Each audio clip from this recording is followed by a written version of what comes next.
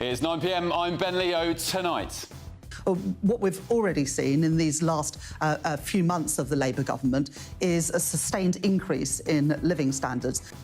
Yeah, I don't know about you, but I think we're being gaslit. Rachel Reeves thinks we're all feeling happier and richer. Next month, at the beginning of April, people on the national living wage will see a 6.7% increase in their wages. So where does the Chancellor reckon people's increased wages are going? National insurance up, council tax up, energy bills up, winter fuel allowance gone. Also tonight, found guilty of murdering 7 babies and destined for a life in prison, families of Lucy Letby's victims have united to debunk claims of her innocence. So what's the truth about the campaign to set her free? Last night, I told you how a school was cancelling Easter. Today, locals in Bolton are outraged as what was previously a church has now become a mosque, with the village green next door bulldozed to make way for a car park. Deary me. And the UK's student loan debt, underwritten by you, the taxpayer, has ballooned to £230 billion. Today, a damning investigation reveals huge swathes of that figure is being fraudulently paid out to scammers abroad, including Romanians. Joining me this evening, GB News contributor Will Kingston, political commentator Chloe Dobbs and the former Labour Minister Bill Rammell.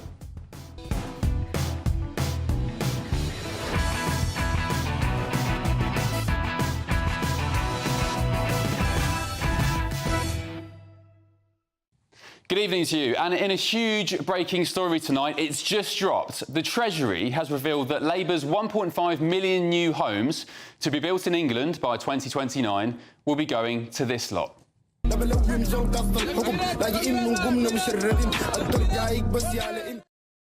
289 of them on Wednesday, 341 on Thursday, 246 on Friday, 241 yesterday, and a load more today. And in a quite frankly astonishing admission tonight, the government has said, and here's the document on your screen, that asylum hotels will be used for years to come in the UK as we fail to get a grip of the small boats crisis. But staggeringly, they also admit that 1.5 million new homes that we so regularly hear about from the likes of Angela Rayner will be going to illegals as well as Brits. It's quite frankly a shocking story, a shocking admission, and one that will leave many of you furious. Big show coming up elsewhere, though, including the first of tomorrow's newspaper front pages. First, though, let's get your news headlines with Sophia Wensler.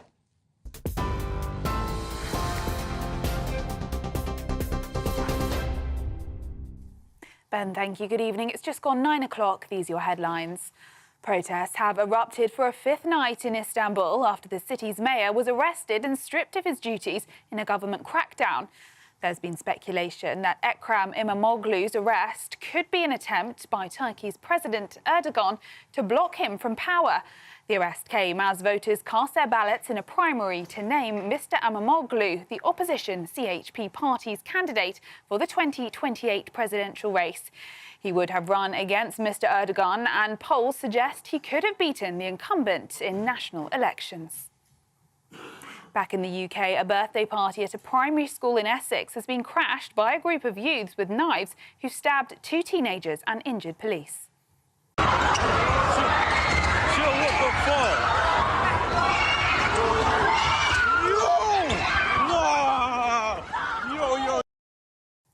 It had been reported that more than 50 armed youths with knives and machetes ran into Elm Park Primary School in Essex at around 9 p.m. last night. A 19-year-old boy and a 16-year-old were taken to hospital with non-life-threatening injuries, while injured officers were treated at the scene.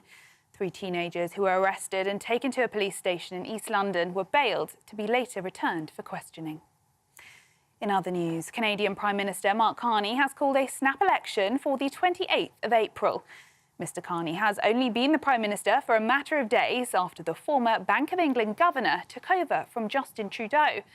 Mr Carney addressed ongoing tensions with the US after Donald Trump's trade war and plans to make Canada the 51st state. We are facing the most significant crisis of our lifetimes because of President Trump's unjustified trade actions and his threats to our sovereignty. Our response must be to build a strong economy and a more secure Canada. President Trump claims that Canada isn't a real country. He wants to break us so America can own us. We will not let that happen. Meanwhile, Sir Ed Davies accused Labour of allowing Donald Trump to bully Britain on trade amid reports the government could ditch a tax on tech giants to avoid US tariffs. The Lib Dem leader says the move would benefit Elon Musk and is now calling for tariffs on Teslas and for Britain to lead a coordinated response with Europe and Canada. The Chancellor says she hasn't ruled out changes to the digital services tax as talks with Washington continue. Rachel Reeves insists firms should pay tax where they operate, but admits a balance must be struck to protect UK exports. Those are the latest GB News headlines. Now it's back to Ben. For the very latest GB News direct to your smartphone, sign up to News Alerts by scanning the QR code or go to gbnews.com/alerts.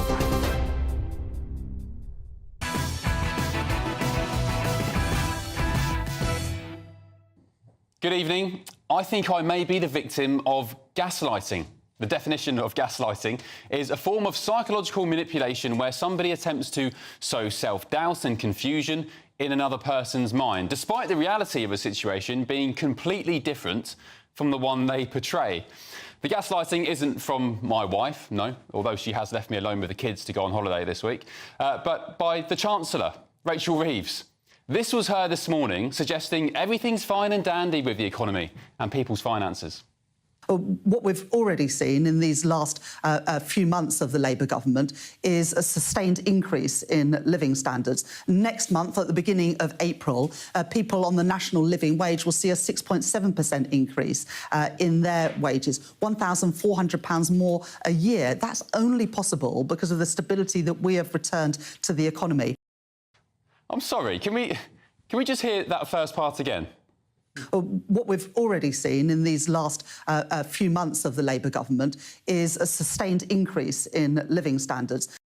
A sustained increase in living standards? I don't know about you, but everyone I know and I see is skint. They're living month to month, struggling to keep their head above water and are feeling the squeeze more than ever before. Well, then she says this about the national living wage. Next month, at the beginning of April, people on the national living wage will see a 6.7% increase in their wages, £1,400 more a year. That's only possible because of the stability that we have returned to the economy. Oh dear. So where does the Chancellor think this rise in wages will go? What will it pay for? Because the cost of living is up, the cost of energy is up, despite Labour's pledge to reduce bills by £300 a year. Council tax is up, and like many of you at home, I got my new council tax bill this week. It's up by the maximum 5%, despite Sir Keir Starmer's pledge to freeze it. My bins are only collected once a fortnight. And if you live in Bradford, Labour just gave the council there permission to hike it by 10%. Employer national insurance contributions are up, and 775 businesses have shut every single day since Labour took power in July last year. 200,000 of them forced to shut their doors for good. And Labour MPs are following the Chancellor's lead too. Here's Darren Jones this morning. There was a huge increase at the budget in the autumn last year, £100 billion of additional capital investment, £40 billion of additional tax rises going straight into frontline public services. That was a big injection of spending because we needed to get a grip of public services after the mess that we found them in from the last Conservative administration.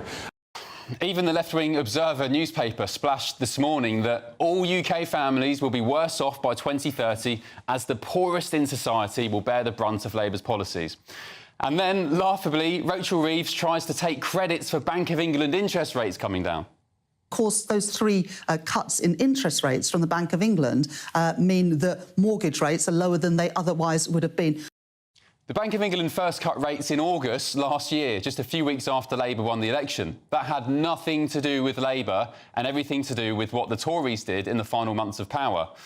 And then the Chancellor finally admits she can't grow the economy, but blames the last lot for her failures.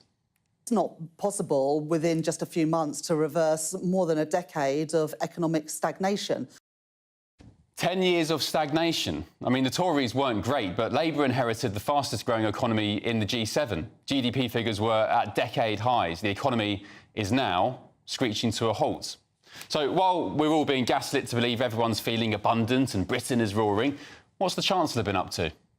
I went with a member of my family to see a concert a couple of weeks ago. I do now have security, which means it's not as easy as it would have been in the past to just sit in a concert, although that would probably be a lot easier for everyone concerned. So, look, I took those tickets to go with a member of my family. I thought that was the right thing to do from a security Did you perspective. pay for them? Because you could pay for them. Well, these weren't tickets that you could pay for, so there wasn't a price to those tickets. Obviously, I will declare that the value of them, but they weren't tickets that you were able to buy. Yes, that's right. Despite earning £150,000 a year and subjecting society's poorest to terrible economic hardship, the Chancellor of the Exchequer is partying at the O2 Arena with tickets that money simply can't buy. And I need to remind you, of course, of the Lord Ali donation saga. I'm beginning to think that this government thinks most of Britain is inhabited by very stupid people who swallow their spin hook, line and sinker. Let me tell you, it's not. And they'll pay the price for thinking so. Well, let's get the thoughts of my panel now. GB News contributor Will Kingston, political commentator Chloe Dobbs and the former Labour Minister Bill Rammell. Good evening, panel. Good Welcome evening. along. Bill, let's start with you. Do Rachel Reeves and the government think that Brits are stupid? Well, I say this very gently, Ben. I think you're in danger of gaslighting yourself. The reality... Are you feeling abundant with lots of money in your finances? Hold on. The reality is, for the first time in a decade, real average incomes are rising faster than prices. So all the increases in costs that you set out, above and beyond that, average wages are going up by more than that. And as a deliberate act of government policy, the national living wage was raised by 3 times the rate of inflation. So everyone, but particularly poorer people, are better off. But the overall economic fiscal situation is challenging. You know, we've got Putin's war, we've got the madness of the Trump tariffs, and the government has to square that circle. Now, it's very welcome that Rachel Reeves is making clear this weekend she's not going to put up taxes, that the fiscal rules are non-negotiable. Welfare reform of the like that the Tories never dared during their 14 years in office, and it's the right thing to do, backed up by the majority of the public. I saw a poll this morning, 68% of people backing welfare reform. And critically, you know, things like reducing costs, so a 15% cut in civil servants, and bearing in mind the number of civil servants have increased by 100,000 in the last 5 years, I think that's the right priority. But we need the economic growth, and that's where the planning reforms and the rest of it are so important. Bill, can I just say, you say that people are better off. No, he didn't quite say that. He said everyone apart from the poorer people are better off. No, I didn't say that. I said average incomes are rising faster than the rate of inflation. That's the first time. You said that's above the cost that we're seeing now with council that's what inflation is. I don't know if you've read Orwell's 1984, but there's a line in there saying the party told you to reject the evidence of your eyes and ears. People are feeling skint. They are on the breadline. So tell me, is it not true, Ben, that average incomes are rising faster than inflation for the first time in 10 years? Is that true or false? That's what they say. People aren't... come on, you're an intelligent man. You can read the research. Bill, people on the street aren't reading economic reports to know whether they feel better off or not. You can actually spin on health policy, you can spin on defence. You cannot spin when people are going to supermarkets and their dollar is not going as far as it was. And people in this country feel like they are poorer than they once were. And it's not spin when people on the national living wage are seeing that go up by 3 times the rate of inflation. They're not feeling that. They are not feeling that. When they see it in their wage packet, they will. They're not. Chloe, what's your thoughts? Look, there are various different stats out there. Bill has found some that are clearly in favour of what the government is doing. But I mean, we've had that stat on the front of The Observer this morning saying that people are going to be worse off by 2030. And I really feel like there is just this feeling of doom and gloom in this country. It seems like there is no hope of economic growth, which is what we need to get better off in the long run. It seems like there's no hope of that. The economy is flatlining. The growth forecasts, they keep on getting downgraded. We're hearing Rachel Reeves losing her have fiscal headroom. It seems as though we may be ending up back in austerity, cuts, and then taxes just keep going up. Where is the optimism? I don't know where Bill finds it. And can I just add as well, Bill, this breaking story tonight from this Treasury document, which you said to me wasn't true, it is true.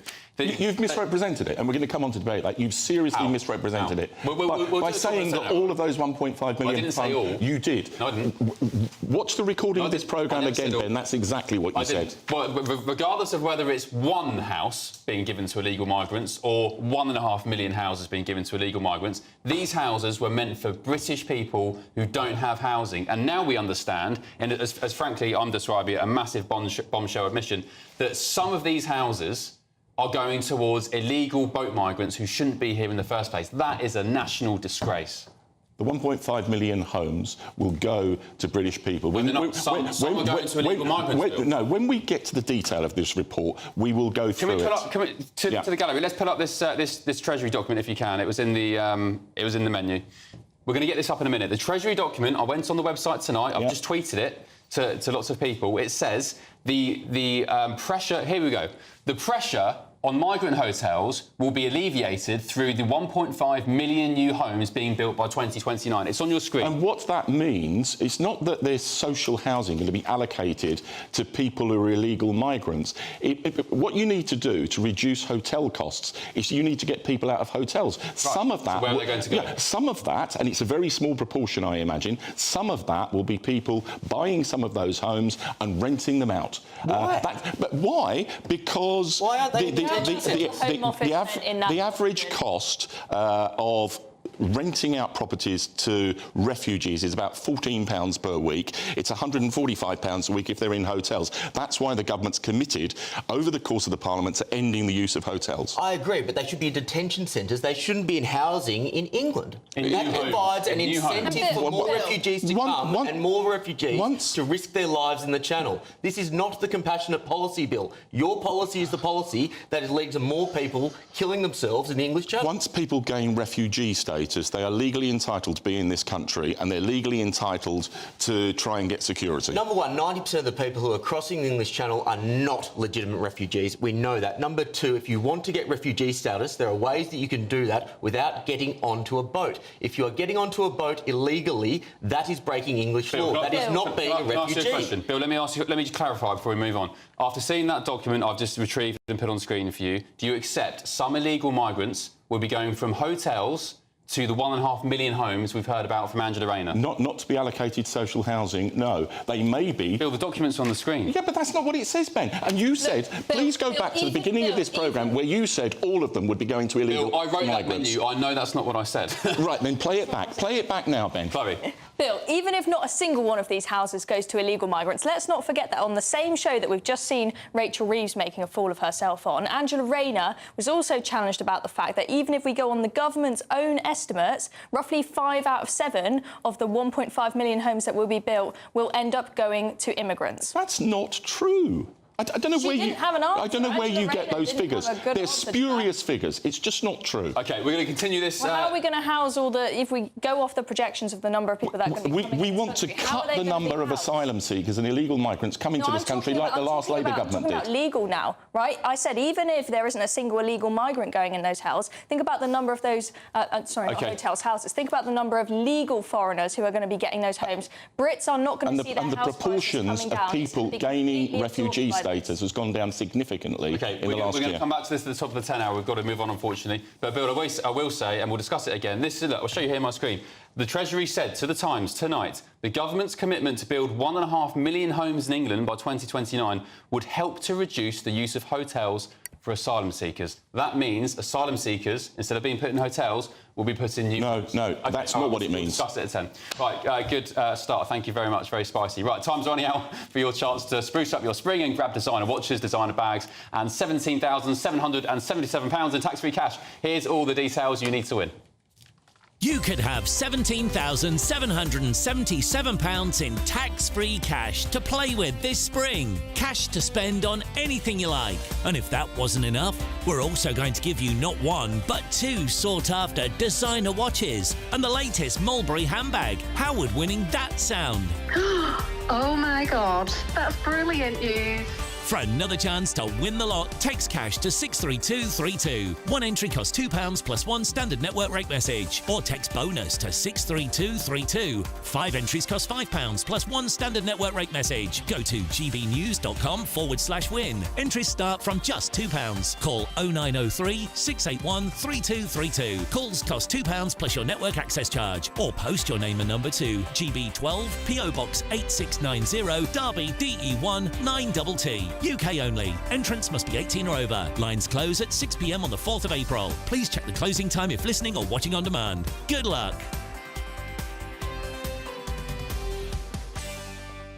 All right, very good luck to you. If you fancy another debate, let's say that, do you trust the Lucy Letby judgment? I mean, there's massive cases for and against her situation. 7 murders under her watch, apparently. She's serving life sentences for that. But there is a massive campaign to try and prove her alleged innocence. We'll debate that just after the break.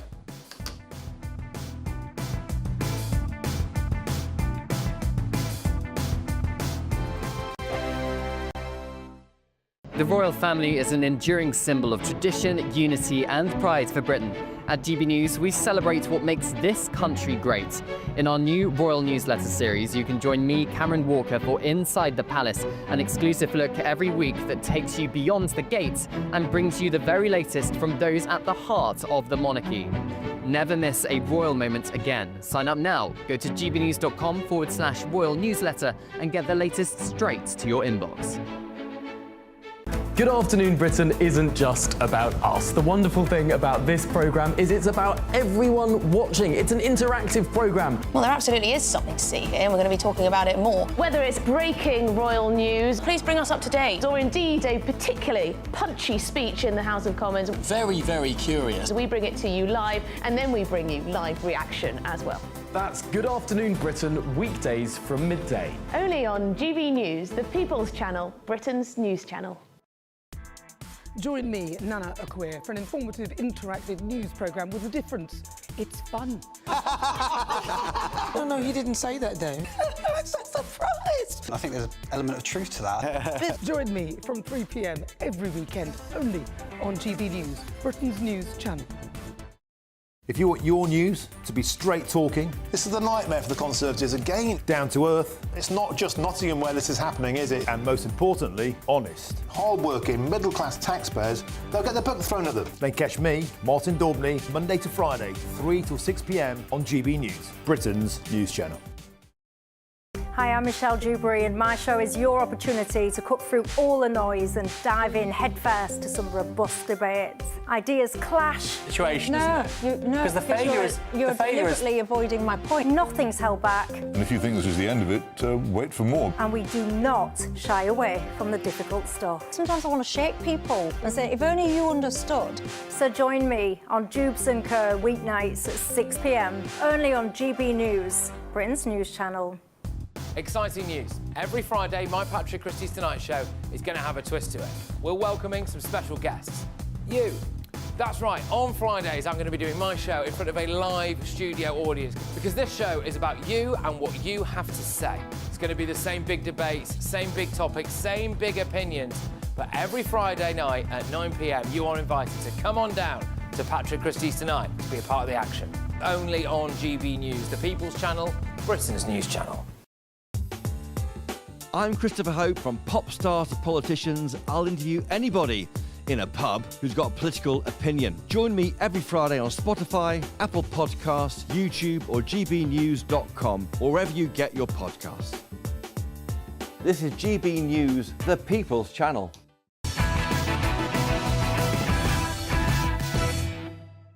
Welcome back. Here's a question for you. Do you trust the Lucy Letby judgment? Because representatives of the families of the babies murdered by Letby say that the campaign to free her is based on flawed reasoning and errors. This comes as lawyers for former bosses of the hospital where Lucy murdered babies have asked for the public inquiry into the events surrounding her crimes to be suspended as international medical experts have blamed the baby's deaths on poor care and natural causes. Several journalists have also written articles questioning the prosecution's case, and last year Sir David Davis MP announced that he believed a miscarriage of justice had taken place. The former nurse is serving 15 whole life terms after being found guilty of murdering 7 babies and attempting to murder 7 others between 2015 and 2016, which has made her one of the most prolific child killers in British history. Well, I'm joined now by writer Chris Snowdon and the CEO and founder of Freedom from Abuse, Madeleine McCann. Good evening to you both. This is a very emotional and at times heated debate. Chris, I'll start with you. What's your take? Is there a case for Letby's innocence, or are they just barking up the wrong tree completely? Well, so far they've been barking up the wrong tree. You know, if somebody can provide some evidence this woman is innocent, then I'll have to, you know, be more doubtful about this. But it's been quite a long time now, and every now and again you see something in the press about, oh, what about this, what about that? And it always ends up being nothing. And it's also true of these, this so-called international panel of experts, of neonatologists. You know, I've always said that the medical evidence is absolutely at the heart of this. It really is the nub of the case. If you can undermine the medical evidence showing that these were not natural deaths, then straight away, you know, the whole case really is on the brink of falling apart. And that is what Letby's new lawyer is trying to do, and fair play to him. But actually what these people have come up with, judging by their fairly brief summary report, it's just Letby's defence from the first trial. These people don't seem to realise that the arguments that they're making are exactly the same arguments that Letby's very good defence case he made at the time. It was examined, the evidence was against it, and it was rejected, and she was convicted. It's got nowhere to go. OK, well, let's ask Madeleine. Madeleine, what is the case for her innocence? Well, there are, I mean, I see what you're saying. And I, when this first happened, I said, oh, she's guilty, definitely guilty. And then you've got Sir David Davis, who is not a fool, who said, if I can be thought of that 75% of this is questionable, I will take this further. I have lost babies. I know what it feels like. My heart goes out to those parents. Above all, they are the real victims here. And of course they want answers. And it's just absolutely atrocious that it keeps on coming up in the news. But someone's gone down for 15 life sentences, and you have to go beyond reasonable doubt. You can only have a conviction if it is beyond reasonable doubt. And there is doubt. How can 24 international neonatal experts from 8 different countries, all independently, say the same thing, that the coloration of the children's skin wasn't right? There was infections on the ward. The condition of the wards wasn't good. They were known, Chester Hospital, to take in very, very poorly prem babies. So that risk is always going to go higher. Yeah. Now you've got the police looking into gross negligence and manslaughter. Well, if you're going to convict somebody, I mean, I honestly don't know. I mean, how do I know? The only person that knows is her.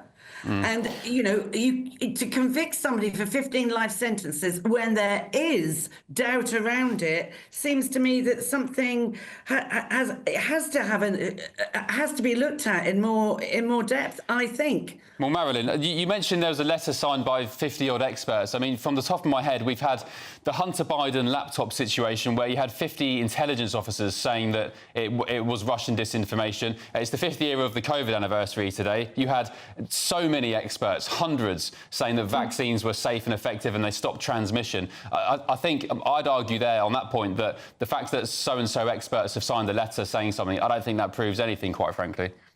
Well, no, I'm not saying it proves anything. I'm just saying there are questions here. There were staff that were incompetent. There were senior staff weren't available. There weren't consultants present. There's a whole lot of stuff to do with this hospital, aside of Lucy Letby. As I said, I don't know. I really don't know. But I know enough that makes me think, well, hang on a minute. Was she set up? I don't know. The only person that knows is her. What I feel as a mother who has lost babies, I really feel for those parents. Chris, do you accept the arguments that the prosecution and the conviction of Lucy Letby, all the evidence was circumstantial? Yeah, nearly all of it. I think the evidence that there was somebody poisoning babies with insulin was accepted even by Letby herself, and the forensic evidence was overwhelming in that particular instance. That's one of the parts of this case that a lot of the skeptics don't want to address. Look, yeah, the doubts about this have come from people who were not at the trial. I wasn't at the trial either. You know, I think all three of us need to have a humility to accept that we know much, much less about this than the people who were there at the trial. Oh, yeah. I've been very struck I'll be the first by how to admit everybody that. who was at the trial, almost everybody, obviously including the juries, because there were two trials, but also a lot of the journalists who were there, and a lot of people who just turned up as observers, all came away convinced of this woman's guilt. This was a 10-month trial. It doesn't matter what you might have read about this or what you might have seen on social media or what her new public relations company that somehow she's found the money to pay in recent months, and all these press conferences. It's all a circus unless there's some actual solid evidence for the Court of Appeal to get its teeth into. Yeah, I mean, what I would question, though, is how some of these people, like Dr. Shu Lee and another guy called Michael somebody, whether they weren't brought to the witness box. And I don't understand why some of their evidence was not allowed into the court so that the jury heard the whole thing. I don't know. I think it's an absolute dog's dinner. And the people that are the heartbroken parents at the end of this. I mean, I know, I honestly know, because I've been in a position of losing babies, and you never forget. You can't ever forget, and your heart always bleeds. And my heart That's the goes other out group to of those people parents. who are very convinced that she's guilty is the parents, and this is why we're talking about this, because the parents have come out and I in would the last couple of honestly, days. I would feel the same if I was a parent. I would think, because you also want answers. You want answers, But they've got their it's answers. out This is there what they're in saying. this ether. Yeah, This is what they're Marilyn. saying. The parents are saying that they were in court for 10 months, nearly every day for some of them. They have their answers. They know much more about this case than you or I or anybody watching, and they, like the jury, are convinced of her guilt. Okay. Well, in that case, there has to be a line drawn under it, because of as you say, we are humble enough to say we weren't even there. I mean, I have looked through a whole load of documents, but as you rightly say, we weren't there. The only person that knows is her. And as you say, how has she got the money to have a PR company and all of that? I mean, if the parents, if that's what they believe, I just think it's a dog's dinner. I really do. I think the whole thing is awful. There's so many different there's so many conversations about different bits of evidence. You had the note saying I did this, I'm evil, and so on, and then the counter argument is no, she was pressured to do that by her therapist. You know, there's an explanation for that, which I read that as well. There's so many. But the only person that knows is her. And I mean, we can go around the houses for the next 10 years. Yeah. But it's not giving it's no good for the parents' well-being. At the end of the day, somehow, they have lost their darling child. And my heart bleeds for them. All right. I know how it feels. Yeah, and this letter all the families have signed, I guess they're asking for this circus to stop, you know, the conviction's been done. I get that. But I get that. Marilyn, my best wishes to you, hearing that you've lost a child. I mean, I can't imagine. I'm sending my love to you on that front, and my prayers. Krista Snowden, thank you very much for your company tonight as well, both of you. Thank you. Right, yeah, interesting debate. gbnews.com/your say. Such a divisive topic. As I said, so many different conversations to have. The notes, I brought that up some months ago, and I said, well, why would she write this note saying I did this and I'm evil and I killed them and so on? And then I was enlightened to the argument, and it's a valid one, that she was made to write it under pressure. It was in therapy. There's a medical term for expressing thoughts and feelings of something she's being accused of. So, yeah, gbnews.com/your say. Let us know your thoughts. Coming up today, locals in Bolton have been left absolutely outraged as previously the site of a church has now become a mosque, and the latest development is that the very pretty village green next to it is now ready to be bulldozed to build a car park. This is Ben Leo tonight, only on GB News. Ready to soak up that holiday sunshine? Won't we need some cover? No worries. All sorted. All Clear Travel Insurance sponsors GB News Travel Destinations Forecast. After a wet and windy couple of weeks for Spain and Portugal, there's some dry weather on offer and plenty of sunshine across the eastern Mediterranean too. Still some showers affecting the far north of Spain and Portugal, and some heavy downpours across parts of Italy and Croatia over the next couple of days. But across the eastern parts of Mediterranean, parts of Turkey and Cyprus, plenty of sunshine on offer. The best of the sunshine through the rest of the week, though, definitely across the Canary Islands, and highs here likely to reach around 21 or 22. All Clear Travel Insurance sponsors GB News Travel Destinations Forecast. If you want your news to be straight talking, This is a nightmare for the Conservatives again. down to earth, It's not just Nottingham where this is happening, is it? and most importantly, honest, Hard-working, middle-class taxpayers, they'll get their book thrown at them. then catch me, Martin Daubney, Monday to Friday, 3 till 6 p.m. on GB News, Britain's news channel. GB News Breakfast, every day from 6 a.m. Jason, actually, who worked for William and Kate, came out and he worked for them between 2015 and 2021, I think. He came out and actually said, no, these allegations are there, and the Duchess of Sussex has always denied any allegations of bullying. Yeah. But these were accusations that were levelled at her when she was over here at Buckingham Palace, and also, interestingly, we have seen last year in particular allegations of her bullying TV production staff in America. So now these are allegations. Meghan obviously denies everything, but it does make you wonder there's no smoke without fire to have those allegations. Certainly bullying young junior members of staff, reducing people to tears. In the UK and in America, you do have to wonder whether this is lots of people who have access to grind or whether it's actually true. You and I would have been brought up in similar working environments, and I look and I think I wouldn't even go here with Dawn Neeson, because what we were used to, and I'm not saying subjected to, because everybody got it. There were loud voices, there was threatening behaviour. I had telephones thrown at me, cups thrown at me. I had a typewriter thrown at my feet, an Adler typewriter. And that was, what's wrong with this script? I don't know. Was this telly bosses? Yeah. Most of the bosses I work for were basically psychopaths. Yeah. Well, look, it made them more driven. I don't feel wounded or harmed by it, but what I do realise is that you can never replicate, you can never in any way say to anyone, what the heck are you doing? Because you're aggressive to it. Although I don't see it as aggressive, but just you need to point out to people where they're doing things wrong. So I don't know how in this day and age you actually get people back on the right track or not. GB News, the People's Channel.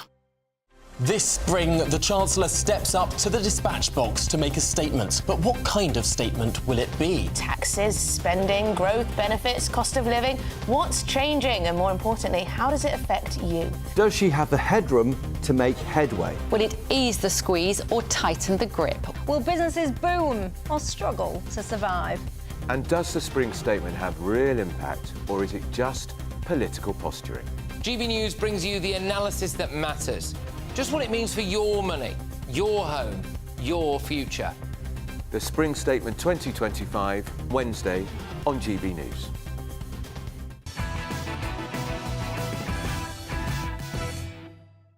Welcome back to Ben Leo Tonight. Now, there are some very unhappy villagers in Bolton, Greater Manchester.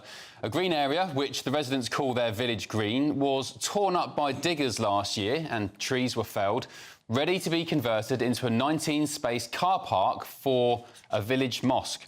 Previously, the plot was home of Tumor Methodist Church, which closed in 2023 due to a decline in congregation numbers. It was then announced it would be turned into the mosque. Bolton Council required no planning approval to convert the place of worship, as there was, quote, no change of use. But the council did not validate the application for the car park due to insufficient information. Councillor Galloway, who sits on the Bolton Council Planning Committee, said the biodiversity report was not given, quote unquote. Therefore, the application has been withdrawn. Joining me now is Councillor Martin Cox, who is the leader of the Conservative group on Bolton Council. Good evening to you, Martin. So basically, long story short, this used to be a church. It then turned into a mosque. And now your pretty village green that was next door is now being bulldozed to become the mosque car park. That's it, in a nutshell, yeah. It was a Methodist church. It was used primarily by a number of worshippers in the village, so they would walk to the church, and it was bought last year by an Islamic organisation. And really on day two, without consulting with myself, I'm the councillor for that particular area, without consulting with any of the residents, they began to bulldoze what was known and what was the village green. So what's ironic, Ben, of course, is the trees that were pulled down were cherry blossoms. I've got a cherry blossom in my garden now, and it's just beginning to blossom. And they were ripped out in one afternoon. It's tragic. It's funny you mentioned the cherry blossoms. I was driving today and I saw so many of them and I was thinking how beautiful they are. I've got a magnolia in my new house in the garden as well. And it's not an episode of Garden as well, but it could be. So, Martin, so what's the outrage? Is the outrage that you've lost a church and it's now a mosque? Is the outrage that people weren't consulted? Why are locals up in your neck of the woods so angry? Well, that area has been used as a village green for years, certainly all the years I've represented the area. That goes back beyond more than 15 years. And to have that just sort of ripped out without any consultation, without any involvement either with the local authority, with any of the residents, and for it to be turned into a car park. Look, this is a building that is suitable, really, for people who are walking to it from the village. There are very few Muslim worshippers in the village, just a handful. So anybody that's now using this new centre is going to come in a car, and that very narrow road, you can see a bit of it there on your screen, that very narrow road cannot take the amount of traffic that this new mosque is going to generate. OK, and final question, Martin, playing devil's advocate, if the church had to close because congregation numbers were so low, I mean, you can't really blame them for closing the church initially, can you? Well, I'm not blaming them for closing the church, but whoever bought it needed to be sensitive, not only to the area, but particularly to that green. They were, in effect, custodians for that green. Look, it's a lovely village. It sits between Bolton and West Horton. It really is, picturesque. As I say, it was full of cherry blossom trees and benches, and people used to walk the dogs there and meet and congregate. And just to have that ripped up, taken away without any notice has caused an awful lot of local consternation. Yeah, just concreted over. All right, Martin, thanks for that. Really appreciate it. I hope it works out for you up there, and thank you for your company this evening. Let's get the thoughts of my panel now. Will Kingston, Chloe Dobbs and Bill Rammell. This kind of seems, Chloe, another example of the erasure of churches and Christianity. Yesterday on the show, we revealed, of course, about this school in Hampshire that has cancelled Easter celebrations. The church here is closed. There's a mosque being built in the Lake District, £2.5 million mosque, mega mosque. Are we, but as I said to Martin, the councillor, it's kind of, are we concerned about losing churches and the erasure of Christianity, but also, are we kind of to blame if congregation numbers are so low? So I think there are two stories going on here. So one is the fact that you've got this lovely village green, bulldozed. People have just come in, bought the place and done whatever they wanted without having any care for the local community. That's one thing. But then the other thing is the broader story of the fact that Christianity is on the decline whilst Islam is growing at, a very, very fast pace. And I feel like it's growing at a rate that integration is just not really happening as it should in this country. And yes, you say it makes sense that it's being closed down if nobody is going and attending. So I understand why it was sold off, but I do think we need to have a discussion about why it is the case that Islam is growing at such a fast pace in this country.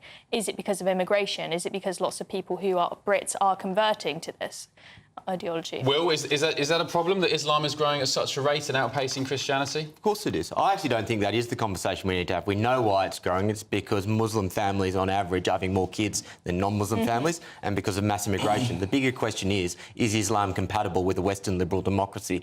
And I think if you get to a critical mass, and by the time of 2050, people like Matt Goodwin on this show have said there could be 17 to 18% of the total British population who will be Islamic, there are questions to be asked as to whether that is compatible with Western liberal democracy. I personally don't think it is. And as a result of that, I think this is symbolic of the bigger problem, because instead of having this conversation, people like me are called racist, and you just bulldoze my opinion and you put up the car park instead over England's green and pleasant land. That is the problem that so many people are facing. Is Will racist, Bill, for raising concerns about Islam growing in the UK? Is that a racist thing to say? No, it's not. But the real reason that Islam is growing as a practising religion and Christianity is not is, and this is very difficult territory, that Muslims, by and large, are much stronger religious adherents to their faith than people within the Christian community. Now, you can say that's right or wrong. That's the reality. Whatever it is, you need to treat people equally. And this story just doesn't stack up to me. You know, it's in the Sunday Express and it says Bolton Council required no planning approval to create the car park as there's no change of use. I was a local councillor for 12 years before I was an MP. That's just not true. You do need planning permission for something like that.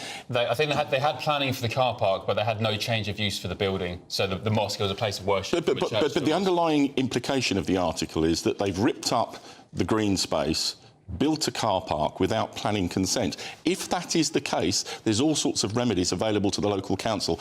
I bluntly don't think we're being given the full picture. Well, the car park is not the major issue here. I feel sorry for the citizens of Bolton, but that is not the biggest problem. The biggest problem, Bill, is obviously that so many people in this country feel that Christianity is denigrated as Islam is given a free pass, and there is no way that we can have legitimate conversations about many of the problems in Islamic culture in this country, whether it be the treatment of women or minority groups or the lack of appreciation for the separation of church and state. We can't have these conversations. That is the problem. We can. You know. I mean, Will, you've pointed out the fact that people will call you racist for criticising Islam, but the reality is it's not a race. It's a set of ideas which we should be able to openly criticise. We should have free speech in this country. We should be able to do so, but it's looking like we're going to probably end up with Islamophobia laws in this country. No, we're not going to end up with Islamophobia laws. And look, one of the problems, and I'll say it openly, is that Islam hasn't had its reformation. And that creates a differential to the Christian faith. But you know, you said, Will, that the vast majority of people are concerned about the loss of Christianity. This is broadly a secular country now where people have no faith. Why are we letting in people from fundamentalist Islamic countries then if they haven't had their Reformation moment? Because that means they are not aligned with the Western liberal democracy. That is the concern I have. Okay. All right, got to move on. Great debate. Thank you very much. Coming up next, are university applicants scamming the taxpayer? The bill for student loans, £230 billion, which is set to balloon in the coming years. It's now been revealed in the Sunday Times that a big proportion of that is going directly to scammers who aren't even in the country, Romanians as well. This is Ben Leo Tonight, only on GB News.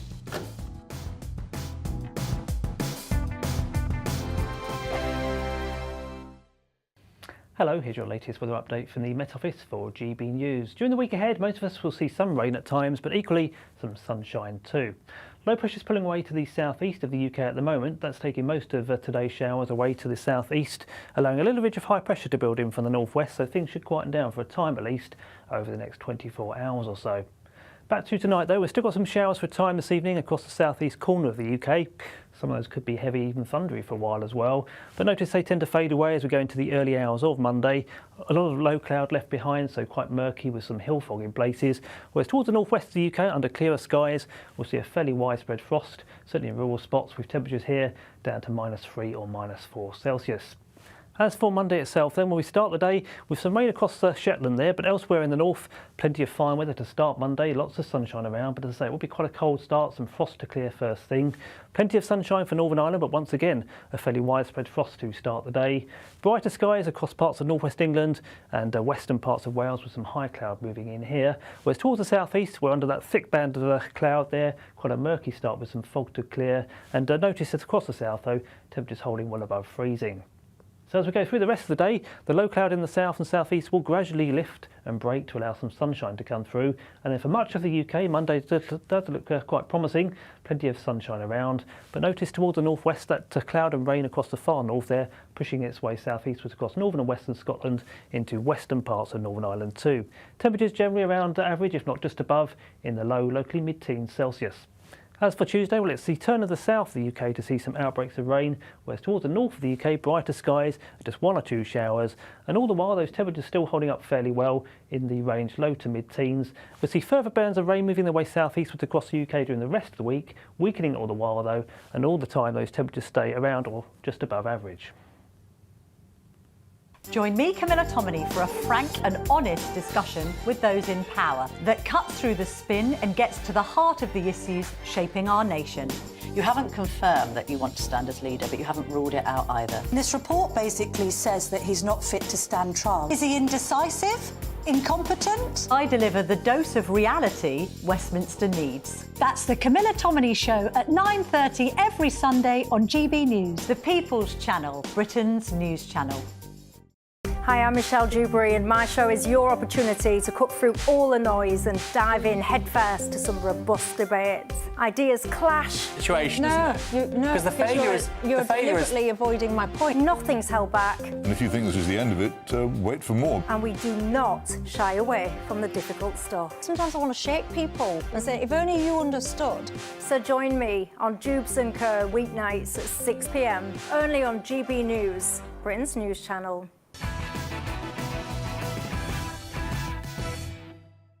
Welcome back. A Sunday Times investigation has shown potential fraud on a mass scale taking place as it was discovered university applicants were enrolling to institutions all across the country with, quote, no intent to study and no intention to pay back their loans.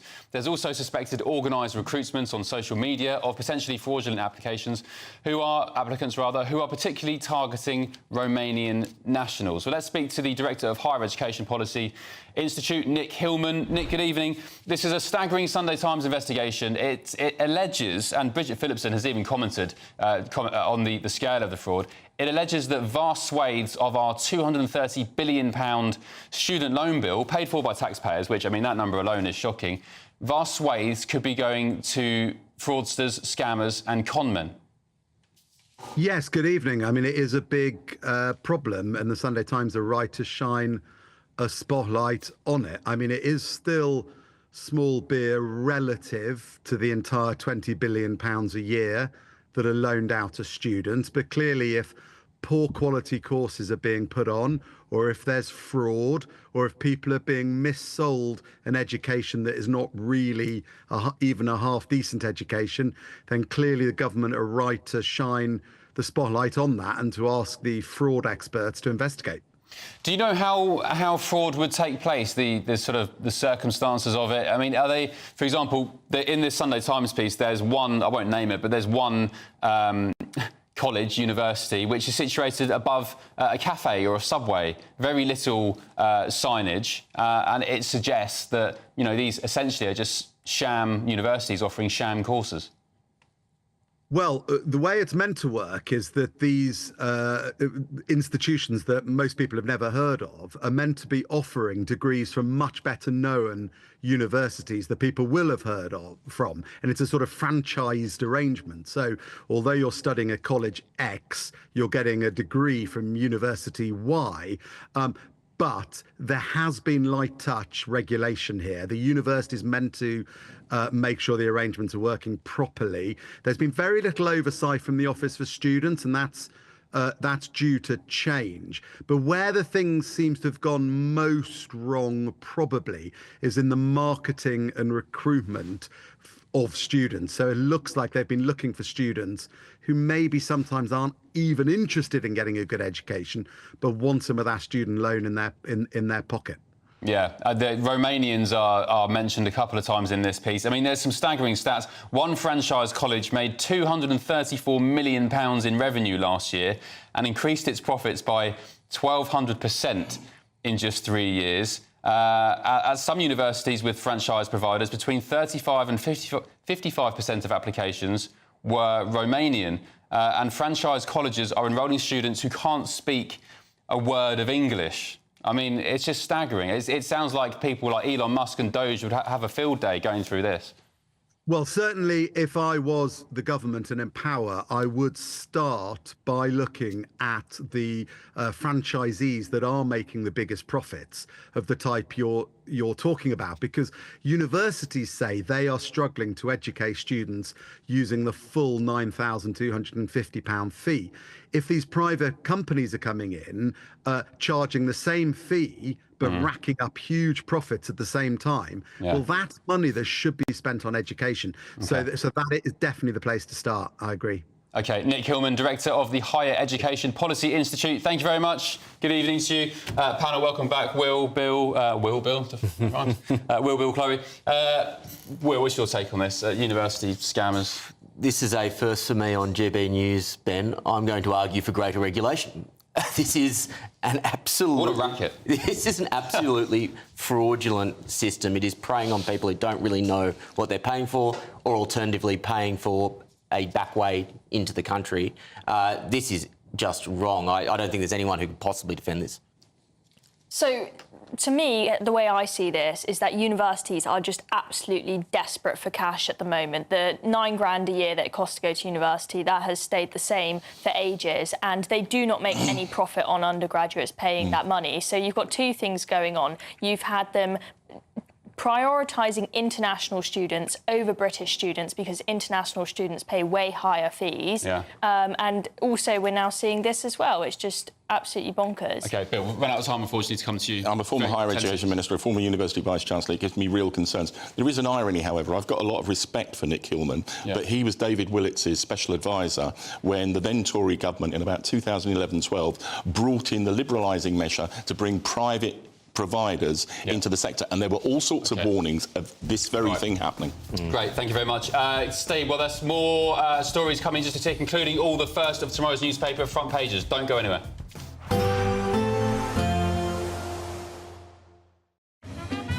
A positive outlook through the night will power through to a bright day ahead. Boxed home battery storage, sponsors of weather on GB News. Hello, here's your latest weather update from the Met Office for GB News. During the week ahead, most of us will see some rain at times, but equally some sunshine too. Low pressure's pulling away to the southeast of the UK at the moment. That's taking most of today's showers away to the southeast, allowing a little ridge of high pressure to build in from the northwest, so things should quieten down for a time at least over the next 24 hours or so. Back to tonight though, we've still got some showers for a time this evening across the southeast corner of the UK. Some of those could be heavy, even thundery for a while as well. But notice they tend to fade away as we go into the early hours of Monday. A lot of low cloud left behind, so quite murky with some hill fog in places. Whereas towards the northwest of the UK, under clearer skies, we'll see a fairly widespread frost, certainly in rural spots, with temperatures here down to -3 or -4 Celsius. As for Monday itself, then, we start the day with some rain across Shetland there, but elsewhere in the north, plenty of fine weather to start Monday, lots of sunshine around, but as I say, it will be quite a cold start, some frost to clear first thing. Plenty of sunshine for Northern Ireland, but once again, a fairly widespread frost to start the day. Brighter skies across parts of northwest England and western parts of Wales with some high cloud moving in here. Whereas towards the southeast, we're under that thick band of cloud there, quite a murky start with some fog to clear. And notice that across the south, though, temperatures holding well above freezing. So as we go through the rest of the day, the low cloud in the south and southeast will gradually lift and break to allow some sunshine to come through. And then for much of the UK, Monday does look quite promising, plenty of sunshine around. But notice towards the northwest that cloud and rain across the far north there, pushing its way southeastwards across northern and western Scotland into western parts of Northern Ireland too. Temperatures generally around average, if not just above, in the low, locally mid-teens Celsius. As for Tuesday, well, it's the turn of the south of the UK to see some outbreaks of rain, whereas towards the north of the UK, brighter skies, just 1 or 2 showers, and all the while those temperatures still holding up fairly well in the range low to mid-teens. We'll see further bands of rain moving their way southeastwards across the UK during the rest of the week, weakening all the while though, and all the time those temperatures stay around or just above average. A positive outlook through the night will power through to a bright day ahead. Boxed home battery storage, sponsors of weather on GB News. You could have £17,777 in tax-free cash to play with this spring. Cash to spend on anything you like. And if that wasn't enough, we're also going to give you not 1, but 2 sought-after designer watches and the latest Mulberry handbag. How would winning that sound? For another chance to win the lot, text cash to 63232. One entry costs £2 plus 1 standard network rate message. Or text bonus to 63232. 5 entries cost £5 plus 1 standard network rate message. Go to gbnews.com/win. Entries start from just £2. Call 0903 681 3232. Calls cost £2 plus your network access charge. Or post your name and number to GB12 PO Box 8690 Derby DE1 9TT. UK only. Entrance must be 18 or over. Lines close at 6 p.m. on the 4th of April. Please check the closing time if listening or watching on demand. Good luck. The royal family is an enduring symbol of tradition, unity and pride for Britain. At GB News, we celebrate what makes this country great. In our new royal newsletter series, you can join me, Cameron Walker, for Inside the Palace, an exclusive look every week that takes you beyond the gates and brings you the very latest from those at the heart of the monarchy. Never miss a royal moment again. Sign up now. Go to gbnews.com/royal newsletter and get the latest straight to your inbox. This is Britain's Newsroom, where your voice matters. It's just astonishing. With expert analysis and honest opinion, we don't just keep you informed. We bring you unique perspectives you won't see anywhere else. Can't argue with any of that. When the news happens, it happens here. On Britain's Newsroom, weekdays from 9:30 a.m. Only on GB News. Hi, I'm Michelle Dewberry, and my show is your opportunity to cut through all the noise and dive in headfirst to some robust debates. Ideas clash. Situation, isn't it? Because the failure is... You're deliberately avoiding my point. Nothing's held back. And if you think this is the end of it, wait for more. And we do not shy away from the difficult stuff. Sometimes I want to shake people and say, if only you understood. So join me on Jubes and Kerr weeknights at 6 p.m, only on GB News, Britain's news channel. If you want your news to be straight talking... This is a nightmare for the Conservatives again. Down to earth. It's not just Nottingham where this is happening, is it? And most importantly, honest. Hard-working, middle-class taxpayers, they'll get their book thrown at them. Then catch me, Martin Daubney, Monday to Friday, 3 till 6 p.m. on GB News, Britain's news channel. Join me, Nana Akwe, for an informative, interactive news programme with a difference. It's fun. No, he didn't say that, Dave. I'm so surprised. I think there's an element of truth to that. Join me from 3 p.m. every weekend, only on GB News, Britain's news channel.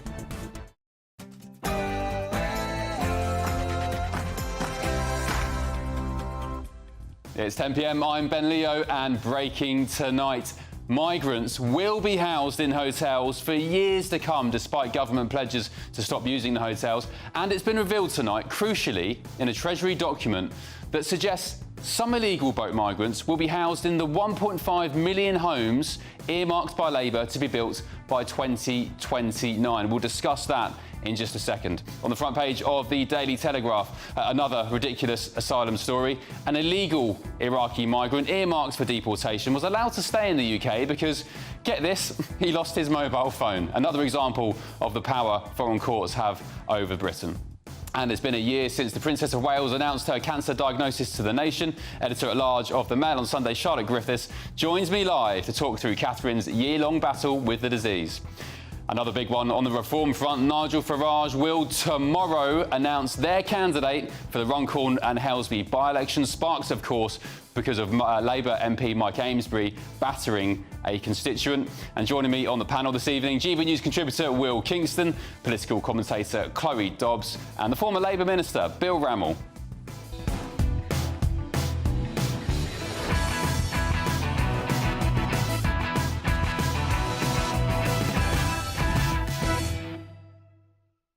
And who's excited to welcome our latest new arrivals?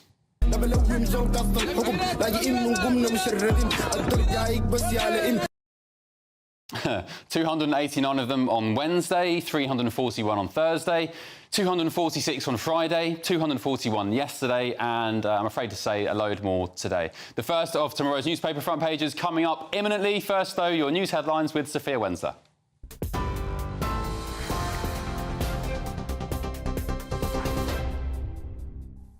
Ben, thank you. It's just gone 10 o'clock. These are your headlines. The Treasury has admitted migrants will be housed in hotels and other temporary accommodation for years to come. It's after 241 small boat migrants made the crossing to the UK yesterday, taking the total so far this year to 5,512.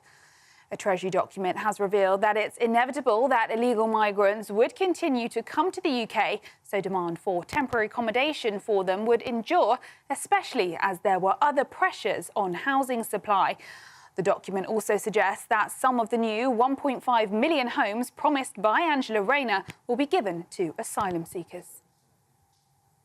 Now, a birthday party at a primary school in Essex has been crashed by a group of youths with knives who stabbed 2 teenagers and injured police.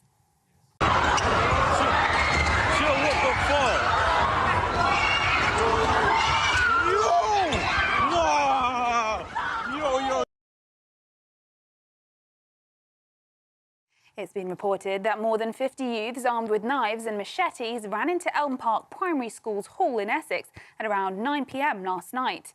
A 19-year-old boy and a 16-year-old were taken to hospital with non-life-threatening injuries, while injured officers were treated at the scene. 3 teenagers who were arrested were taken to police stations in East London and were bailed, but later returned for questioning. Now, Canadian Prime Minister Mark Carney has called a snap election for the 28th of April. Mr Carney has only been the Prime Minister for a matter of days after the former Bank of England governor took over from Justin Trudeau. Mr Carney addressed ongoing tensions with the US after Donald Trump's trade war and plans to make Canada the 51st state. We are facing the most significant crisis of our lifetimes because of President Trump's unjustified trade actions and his threats to our sovereignty. Our response must be to build a strong economy and a more secure Canada. President Trump claims that Canada isn't a real country. He wants to break us so America can own us. We will not let that happen. And protests have erupted for a 5th night in Istanbul after the city's mayor was arrested and stripped of his duties in a government crackdown. There's been speculation that Ekrem İmamoğlu's arrest could be an attempt by Turkey's President Erdogan to block him from power. The arrest came as voters cast their ballots in a primary to name Mr İmamoğlu the opposition CHP party's candidate for the 2028 presidential race. He would have run against Mr Erdogan, and polls suggest he could have beaten the incumbent in national elections. Those are the latest GB News headlines. Now it's back to Ben. For the very latest GB News direct to your smartphone, sign up to News Alerts by scanning the QR code or go to gbnews.com/alerts.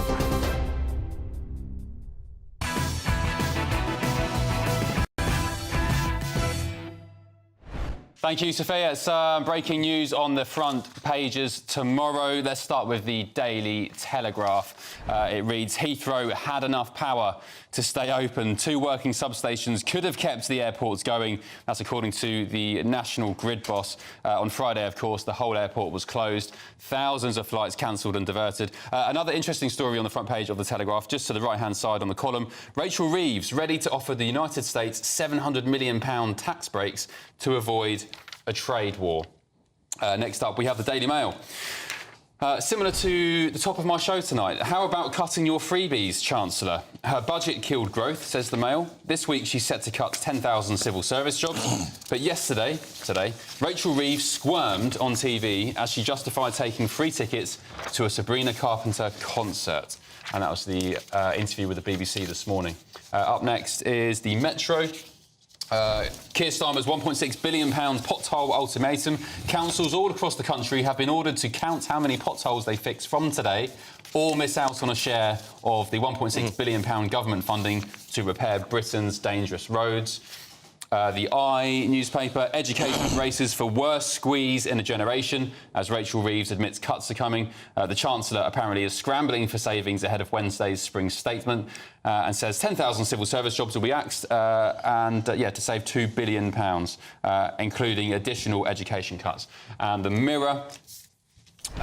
Christine Keeler's son is trying to get his mother pardoned. The headline reads, I won't give up the fight to clear my mum's name. She was, of course, found guilty of perjury for her infamous affair with MP John Profumo back in 1963.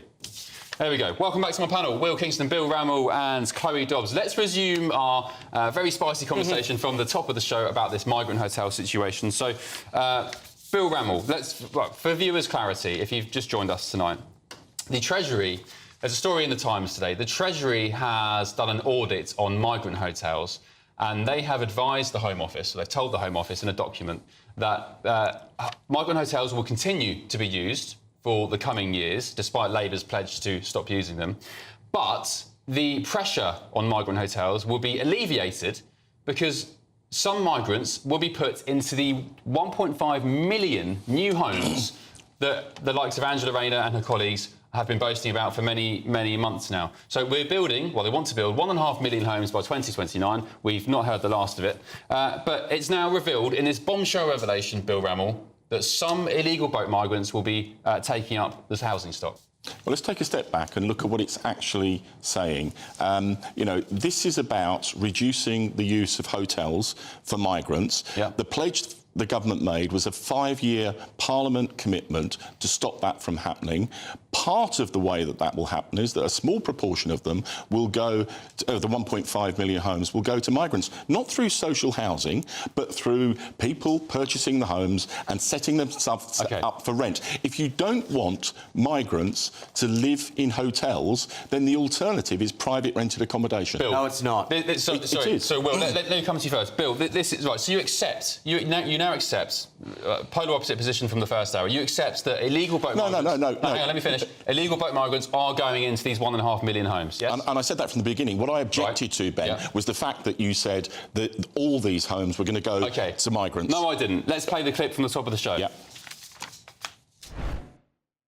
The government has said, and here's the document on your screen, that asylum hotels will be used for years to come in the UK as we fail to get a grip of the small boats crisis. But staggeringly, they also admit that 1.5 million new homes that we so regularly hear about from the likes of Angela Rayner will be going to illegals as well as Brits. It's quite frankly a shocking story, a shocking admission, and one that will leave many of you furious. You said 1.5 million homes will be going to illegal migrants, and that is not true. As well as Brits. I said as well as Brits, yes or no?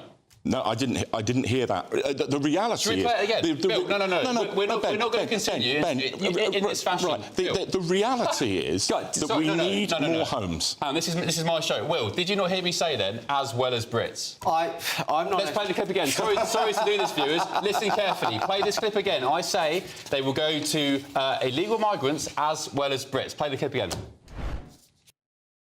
The government has said, and here's the document on your screen, that asylum hotels will be used for years to come in the UK as we fail to get a grip of the small boats crisis. But staggeringly, they also admit that 1.5 million new homes that we so regularly hear about from the likes of Angela Rayner will be going to illegals as well as Brits. It's quite frankly a shocking story, a shocking admission, and one that will leave many of you furious. Come on then, Bill. I am a reasonable person, and what I heard you say was 1.5 million going to illegals, and I bet you, Ben, that's what many of your viewers heard. Do you take that back? Yes, I do, because I've heard it more clearly now. Appreciate it. There is... Bill said at the start of his answer, let's take a step back. I'll take 3 more steps back so we can actually get to the real issue, and that is not a single migrant should be in a hotel or a house. They should be in detention centres. A house or a hotel... Well, if they've gained refugee status... No. But the point is we are putting them in hotels when they have illegally entered the country. You cannot do that, Bill. That creates an incentive for more of them to come illegally. That is the problem. Chloe, let's hear from Chloe. What's your thoughts? Yes. Sorry. You want the cost to the taxpayer to be as low as possible. You also do not want a situation like they have that I've seen in Italy, where they give them absolutely nothing and you've got them all over sleeping on the streets everywhere, up to crime causing chaos, right? I want the cheapest option, right? Whether that is in a hotel or in a home, whatever is the lowest cost of taxpayer. At the moment, they're paying hotels an astronomical amount. They have not got a good deal at all. But the real solution to this problem is you have got to stop those boats coming, and you also need to reduce the processing time so that they are not sat in hotels for ages before they can have a decision on their application. There is absolutely no progress, well, very little progress as far as I can see, on smashing the gangs and stopping the boats. We've got huge numbers coming in, and these hotels will be in use to 2029 and far beyond if we do not get a grip on this. I expect, even if they put them in hotels, they put them in houses to get them out of the hotels, so they can say, oh, look, we said that we'd close the hotels and we did it. It will still cost us an absolute fortune. Chloe, you are absolutely right. The Tories closed, when they were in power, they were closing down hotels and sending them to another hotel so they could say, oh, look, we closed the migrant hotel. Chloe, you're absolutely right. Until we dramatically reduce the numbers, and I want us to do that, you put them in the cheapest accommodation, and in the private rented sector, it's £8 per week. In hotels, it's £145 per week. It's a no-brainer. Sorry, just very quickly. I interrupted Will, so let me hear from you properly. Overcomplicating this. I don't want to play the Australian card, but Australia sorted this out 10 years ago. They said very simply, if you come by a boat to the country, you will never be allowed to stay in the country. Guess what? As a result of that, illegal migrants stopped. You can still be a legal refugee and apply through the proper channels, and you do that not by getting on a boat and then entering the country, but by doing it from a different port outside of Australia, or in this case, outside of the United Kingdom. But in here, if you keep putting houses or hotels or, Novotels or, the Ritz or whatever, even a Premier Inn, the fact is that is an incentive for more people to risk their lives in the Channel. This is not complicated. I agree. I think this is a scandal. Angela Rayner, even just a couple of weeks ago in February, she told the BBC there are no excuses not to build these homes, the 1.5 million homes, that this is what she said, that people so desperately need. And we mean business on this because far too many people are not getting these homes. Well, it turns out now, Bill, far too many people include illegal boat migrants who have come here on dinghies. For me, that is outrageous. I'm sorry. Right, and let's get the broader context on this. I bet this will end up being disowned by the government because this is an interdepartmental wrangle about the way that the Home Office is managing and reducing the numbers. Even if there are some migrants who are in private rented accommodation amongst the 1.5 million, it will be an incredibly small percentage. The vast, vast majority of those homes will be going to British people who desperately need them. If someone has arrived by a boat in this country, why do you not want to put them in a detention centre straight away? I would look at detention centres. I think, we were discussing, was it last week, people coming through the tunnel people finding migrants on their vehicles and then the migrants just walked away. I think that's wrong and that should be tackled. OK, should we cover another story? Let's look at the newspaper. The headline reads, Education braces for worst squeeze in a generation, as the Chancellor Rachel Reeves admits cuts are coming. Ministers will write to all departments this week ordering them to come up with 15% admin cuts. Education is braced for the worst situation for a generation, with even school funding, usually the most protected part of the department's budget, facing a squeeze and a need to find savings. Chloe, this is austerity, isn't it? Yeah, it does almost feel like we're going back to austerity. And the taxes, I mean, Rachel Reeves, she's now said that she will not be raising any taxes in this spring statement. I don't think that politically she could possibly get away with it. She's lost her fiscal headroom. Borrowing costs are going up, which means we're going to have a bigger debt servicing bill. That's making things a lot more difficult. So she's having to make some really difficult decisions. Some of them, I think, make sense. I think trying to slim down the civil service, slim down NHS bureaucracy, cut down the welfare bill, I think that sounds great, but you're going to see potentially a lot of a lot of controversy, a lot of potentially rebels on the back benches, but she's hoping that she's got a big enough majority that she can push through. Couldn't disagree more. I don't think this is anywhere near austerity. I think we probably need austerity.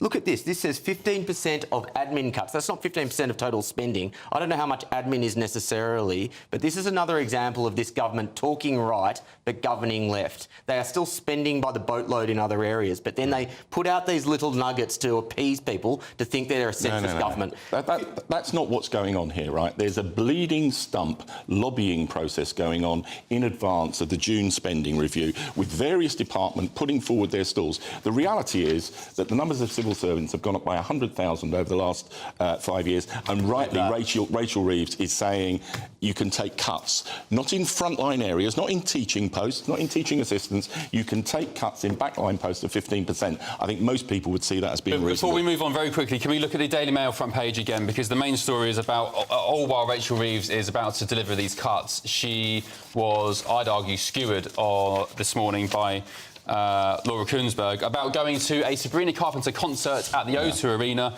It was a freebie, of course. Her excuse was that she can't normally go to these events. She had to go with security, and she had tickets that money couldn't buy. I assume that means a box or something. Will, is this a bad look? Yeah, of course it is. And look, sometimes I think the media can overplay this stuff, but you would know now, as Rachel Reeves, when they've had these scandals, you cannot afford to slip up. They've already had their freebie scandal, so it's just silly from them. Chloe? I mean, yeah, I agree with Will. I think this is absolutely stupid. I'm sure she had a great time, but was she not told by her team, come on, Rachel, we've had such a nightmare with the Lord Ali scandal. Just let's hold it on the freebies. Let's hold it with the concert tickets for a minute. I swear they've got an awful PR team in Number 10 because they seem to get themselves into scandal after scandal, many of which could have been avoided. 600 quid tickets, Bill. No, I'm not going to defend it. Look, nothing has been broken within the rules, but why, given what happened with Lord Ali and the rest of it, do you do this? It's a serious error of judgment. Yeah. OK, let us know what you think on that. gbnews.com/your say. Right, time's running out for your chance to spruce up your spring and grab designer watches, handbags and £17,777 in tax-free cash. Here's all the details you need to win. There's just 2 weeks left to see how you could be a spring winner, as we have an incredible £17,777 in tax-free cash to be won. Cash that you'll be able to spend on anything you like. And if that wasn't enough, we'll also give you the latest Mulberry handbag and not one, but 2 sought-after designer watches, so you can style it out this spring. Make sure you don't miss out, as lines close on the 4th of April. For another chance to win the lot, text cash to 63232. One entry costs £2 plus 1 standard network rate message, or text bonus to 63232. 5 entries cost £5 plus 1 standard network rate message. Go to gbnews.com/win. Entries start from just £2. Call 0903 681 3232. Calls cost £2 plus your network access charge, or post your name and number to GB12 PO Box 8690 Derby DE1 9TT. UK only. Entrants must be 18 or over. Lines close at 6 p.m. on the 4th of April. Please check the closing time if listening or watching on demand. Good luck. All right, very good luck to you. 1 year on from Catherine, Princess Catherine, her cancer diagnosis. We're going to be speaking to the editor-at-large of the Mail on Sunday and top royal reporter, Charlotte Griffiths. This is Ben Leo Tonight, only on GB News.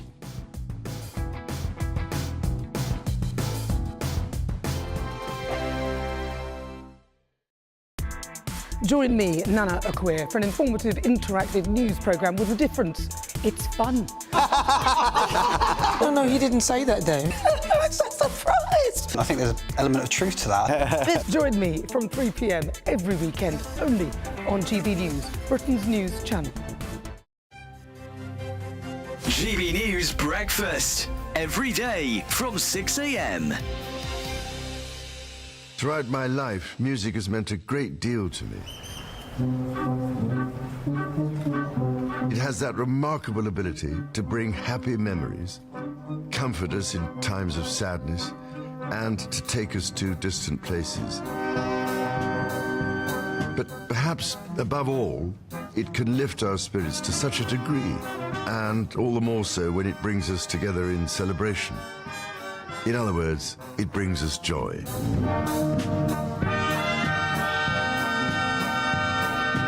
So this is what I particularly wanted to share with you. Songs which have brought me joy. This seemed such an interesting and innovative way to celebrate this year's Commonwealth Day. Thank you for listening. I wish you all every possible blessing.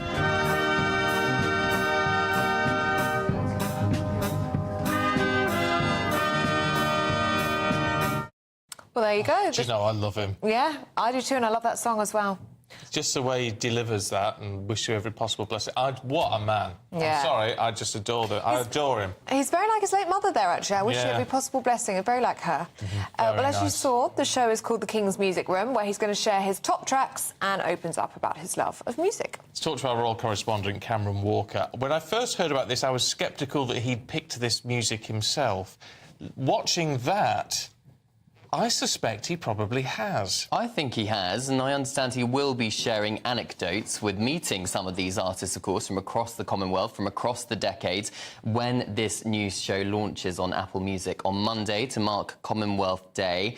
This was recorded in his office, and... GB News, the People's Channel. This spring, the Chancellor steps up to the dispatch box to make a statement. But what kind of statement will it be? Taxes, spending, growth, benefits, cost of living. What's changing? And more importantly, how does it affect you? Does she have the headroom to make headway? Will it ease the squeeze or tighten the grip? Will businesses boom or struggle to survive? And does the spring statement have real impact, or is it just political posturing? GB News brings you the analysis that matters. Just what it means for your money, your home, your future. The Spring Statement 2025, Wednesday on GB News.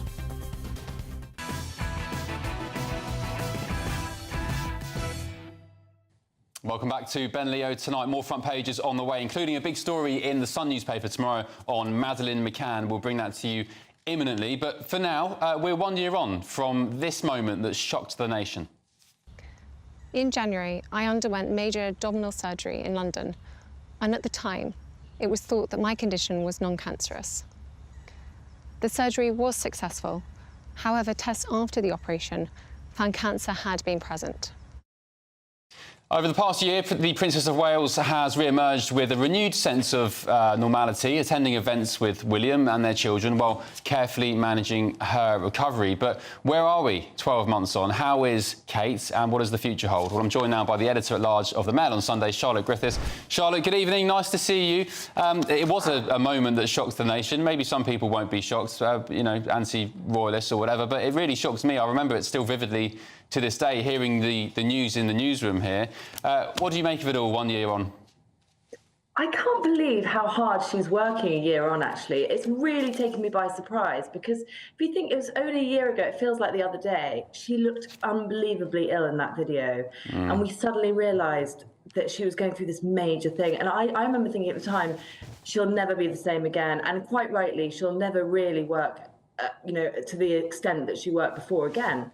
And then when she came back to work a few months ago, she and all her aides around her said, just, you know, hold your horses, OK? You're not going to see a lot of her because she's recovering from cancer. And everyone said, fair enough. But here we see she's working flat out. She's never worked harder, actually. And what I'm hearing a lot behind the scenes is that she's got this new self-confidence and she's determined to always do what's right for her and not just what's expected of her and not kind of be people-pleasing aides and various people. But luckily for the royal family, what's right for her is actually work, because she's saying she's getting this huge renewed sense of joy from work, and she's naturally quite a dutiful person. So, you know, luckily, because she's the royal family's MVP, apparently that's what she's known as, the most valuable player. So luckily for her, luckily for the royal family, she's throwing herself back into work. I know, and I say it all the time, you know, I don't want to be, you know, too overloading with praise, but I really have such admiration for the Prince and Princess of Wales and their family and their children. I think just the way they hold themselves and they graft and they work hard. And as I said, you're going to get some anti-monarchists saying, you know, this lot are sponges, etc., etc. The truth of the matter is they are a net benefit to the United Kingdom. So whether you like the royal family or not, they bring the money in.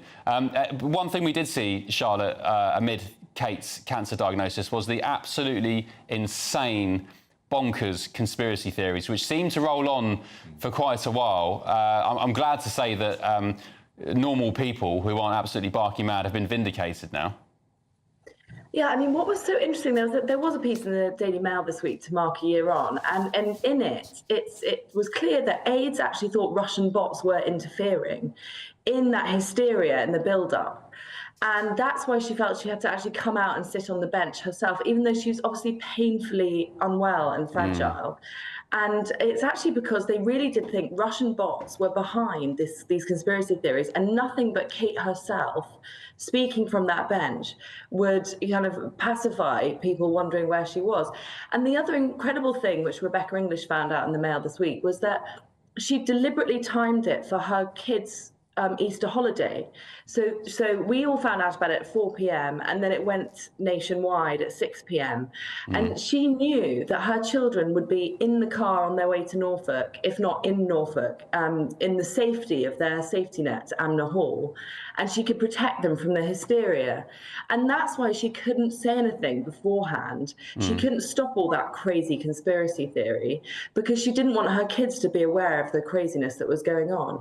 Yeah, well, maybe there were some Russian bots, but there were definitely some very real-life people who I knew and know, and people online who were participating in that madness. And, yeah, I think it's unforgivable. But I'm so happy to see Catherine on the road to recovery and back in action. And as you said, Charlotte, the royal family MVP, the most valuable player, as they say in the NBA. Charlotte, thank you for your company tonight. Really appreciate it. Thank you. Good night. Let's run through some more of the front pages that have just dropped. Let's start with The Guardian. Keir Starmer is warned against appeasing Trump. Keir Starmer's been warned against giving, basically, we heard it at the Times over the past 20 minutes or so, giving the US massive tax breaks in a bid to try and sort of sweeten them up and avoid tariffs on the UK. The Times. The big story we've been discussing, asylum seekers to remain in hotels for years, the Treasury admits. Advisors at the Treasury have been asked to find annual savings of £4 billion. And it goes on to say that the government's promise to build 1.5 million homes in England by 2029 would help to reduce the use of hotels. The Sun, big story, which we'll discuss next. Madeleine McCann suspects could be freed within days. There's a race to charge German national Christian Bruckner before his release hearing. The Daily Telegraph. Heathrow had enough power to stay open, apparently. 2 working substations on Friday could have kept the airport going. That's according to the National Grid boss. The Daily Mail. How about cutting your freebies, Chancellor? Her budget killed growth. This week she's set to cut 10,000 civil service jobs. But yesterday, Rachel Reeves squirmed on TV as she justified taking free tickets to a Sabrina Carpenter concert at the O2 Arena worth £600. The Metro, Starmer's £1.6 billion pothole ultimatum. Councils have been ordered to count how many potholes they need to fix from today or miss out on the share of government funding. The Eye, education braces for worst squeeze in a generation as Rachel Reeves admits cuts are coming. Chloe thinks it's austerity, Will doesn't. The Daily Mirror, I won't give up the fight to clear my mum's name. This is the son of Christine Keeler, who was found guilty of perjury in 1963 after her infamous affair with Tory MP John Profumo. Should we talk about The Sun? Oh, sorry, it's the Mirror last. I've done the Mirror, there we go. Should we talk about The Sun, this Madeleine McCann story? I spent some time working on the Madeleine story some years ago, I can't remember the years, in Portugal, in Germany, when this chap, Christian Bruckner, first came onto the scene as a prime suspect. There's a very small picture of him there. You can just see him beneath Madeleine. Chloe, what's your take on the whole Madeleine McCann saga? It's astonishing, really, how there is still such an interest in it, you know, years and years later. 2007, I believe, she obviously vanished. Yeah, I mean, I was only a little kid when this was first in the news, and now it's still back in the headlines again. I mean, I've thought for many years, look, this story's it's dead in the water. We're never going to find, this many years on, the person who took Madeleine McCann. But now it looks like we may be on the cusp of getting the guy who potentially may have been guilty, but it looks like there's a chance he may be able to escape prison early. He's been in prison for a rape at the same resort. He's trying to get out early, and so they're desperately trying to get him charged before he is released. But that would be quite something if he does a runner from the prison, and just when we're on the cusp of getting an answer, we then lose the guy. I don't know. This guy, Christian Bruckner, he's an absolute wrong, and I was in Portugal and Germany reporting on him. He's been done for raping pensioners, for child sex abuse, all sorts of stuff. There were many theories going around at the time about what evidence the German police had. The German police, Will, were saying consistently at the time, we have some evidence, we have something, but we can't quite release it to the public yet. It caused all sorts of speculation. But do you think this guy did it? I don't know is the short answer. It doesn't look good. Like, it looks pretty bad, and he looks like a wrong. And to your point, I don't actually have any particular insight on this story other than to say that this is just tragedy heaped upon more tragedy, heaped upon more tragedy for the poor parents. Yeah, it's just an incredibly sad story, and I can't possibly begin to empathise with how terrible it has been for them over such a long period of time now. So I really hope that justice is served, because it really is an incredibly sad human tragedy. Some people blame the parents, Bill. I don't agree with that assessment. Absolutely. Yes, they probably made mistakes, but could you imagine, my argument to these people who say that, can you imagine the pain and the guilt these people, the parents, Kate and Jerry, have to go through year after year? What's the use of saying it's the parents' fault? Absolutely. Look, this is every parent's worst nightmare, what happened to them, and they've had to live with it for so long, and they still don't know what happened. And there's been all sorts of rubbish out there you're talking about social media with the Princess of Wales. You know, rubbish out there on social media, conspiracy theories about they were involved in it and the rest of it. There's no evidence for that whatsoever. The reality is it was a horror. I agree with you. This guy You know, I don't know whether he's guilty or not, but he's guilty of many other things. And I just hope that the legal deadlines don't run out and he can be tried and prosecuted. Yeah, I mean, there is the risk. There's sources quoted in the story that Christian Bruckner could leave prison and could just disappear. When I was in Praia de Luz I can't remember what year it was, maybe 5 years ago, I spoke to some of Christian Bruckner's friends and associates, and we reported it at the time when I was at The Sun. Bruckner apparently told friends the night before Madeleine McCann went missing that he had a big job to do tomorrow and they wouldn't see him again. And at the time, Christian Bruckner was a known burglar. He was known for breaking into people's homes. In fact, one person's home he broke into in Praia de Luz, yards down the road from where Madeleine McCann was staying. He broke into a home to burgle it, and he found a pensioner there, and he committed a horrific sexual assault, which he filmed. So, yeah, I don't know whether he did it or not. The German police seem to think that he did, but let's hope if they have the evidence, they charge him in time before he disappears. Because the parents need closure. Again, I just say as a parent, can you just imagine, you know, maybe they made a mistake? Yeah, they probably did make a mistake and they probably regret it, but they have to live with that every day for the rest of their lives. Right, back in just a tick with more front pages and stories. Plus, are you excited to welcome our new arrivals?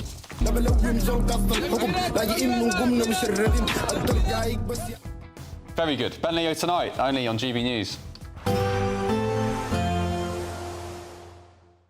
Ready to soak up that holiday sunshine? Won't we need some cover? No worries. All sorted. All Clear Travel Insurance sponsors GB News travel destinations forecast.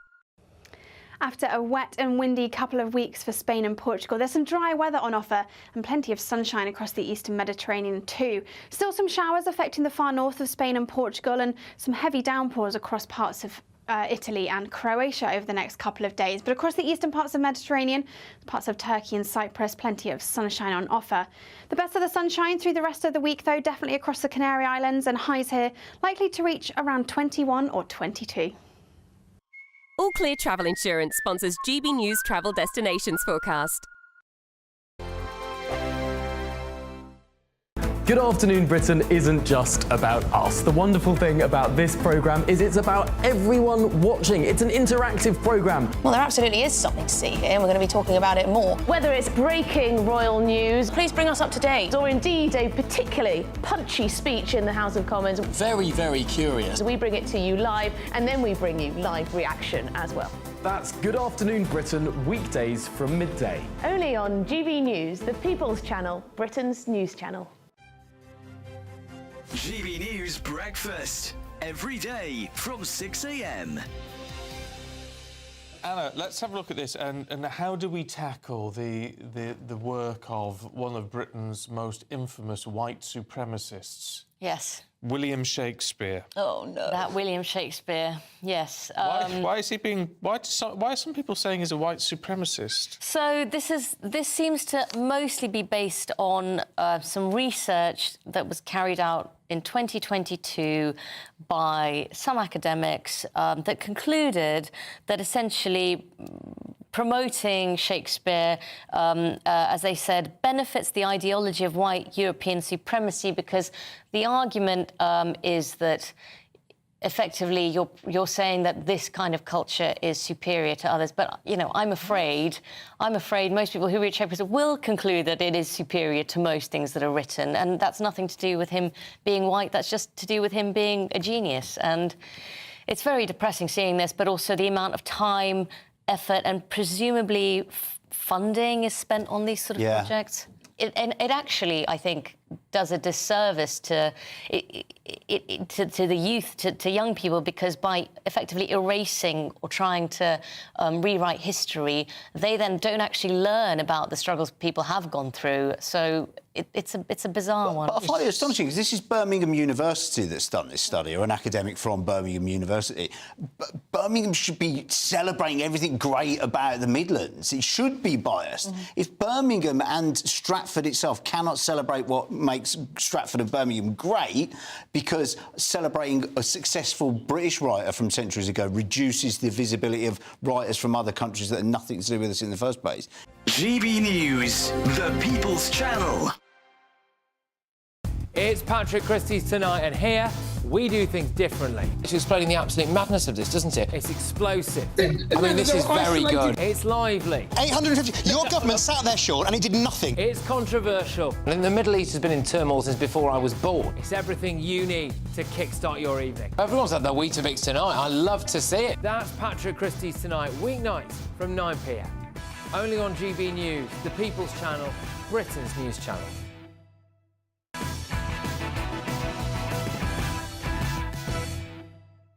Welcome back. The Daily Express has dropped. The headline reads, Rachel Reeves must take action to stop RAP bill hike.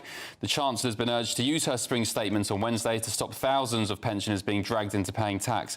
Campaigners fear that pensioners who are on modest incomes will be hit due to triple lock increases and frozen tax thresholds. Should we, panel, briefly discuss this story on the front of the Telegraph and, was it the Times, Bill, you pointed out? Rachel Reeves ready to offer the United States £700 million tax breaks to avoid a trade war. Is this a wise thing to do? Sweetening up President Sadly, yes, it is. I mean, look, the Trump agenda on tariffs is bonkers, and it's going to hit the whole of the advanced world, and we're really at risk. If we can get a trade deal before the end of April, we can avoid tariffs. So I think you've got to do some horse trading on that, so I think we should consider it. Bill, the US have just signed a deal with the Saudis for over $1 trillion over the next 10 years. Do you think they really care about $700 million or £700 million? And even if they did, the fact is they've said very clearly we are doing like for like across every country in the world. Whatever you tariff us, we're going to tariff you. But they're not doing that.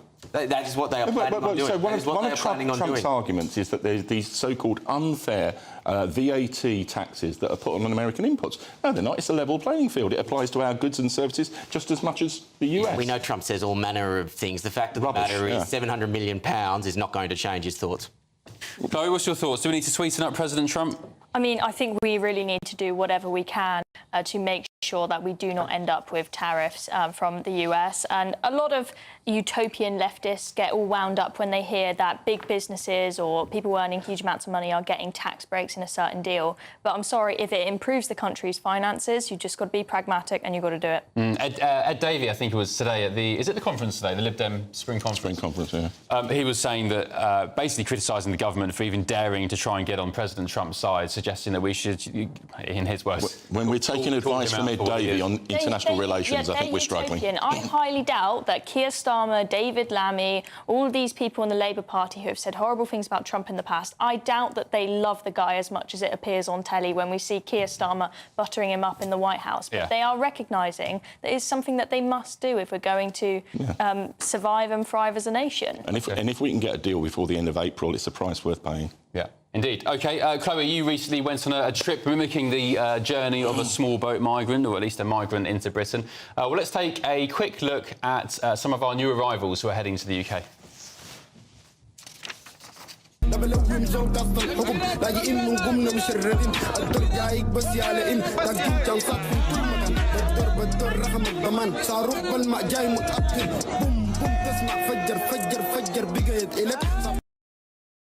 So, panel and viewers at home, from Wednesday we had more than 200 small boat arrivals, Thursday more than 200, Friday more than 200, I think yesterday was about 240, there's been more today in Dover. Chloe, you went on this journey, of course, for a TV documentary. Do you have sympathy?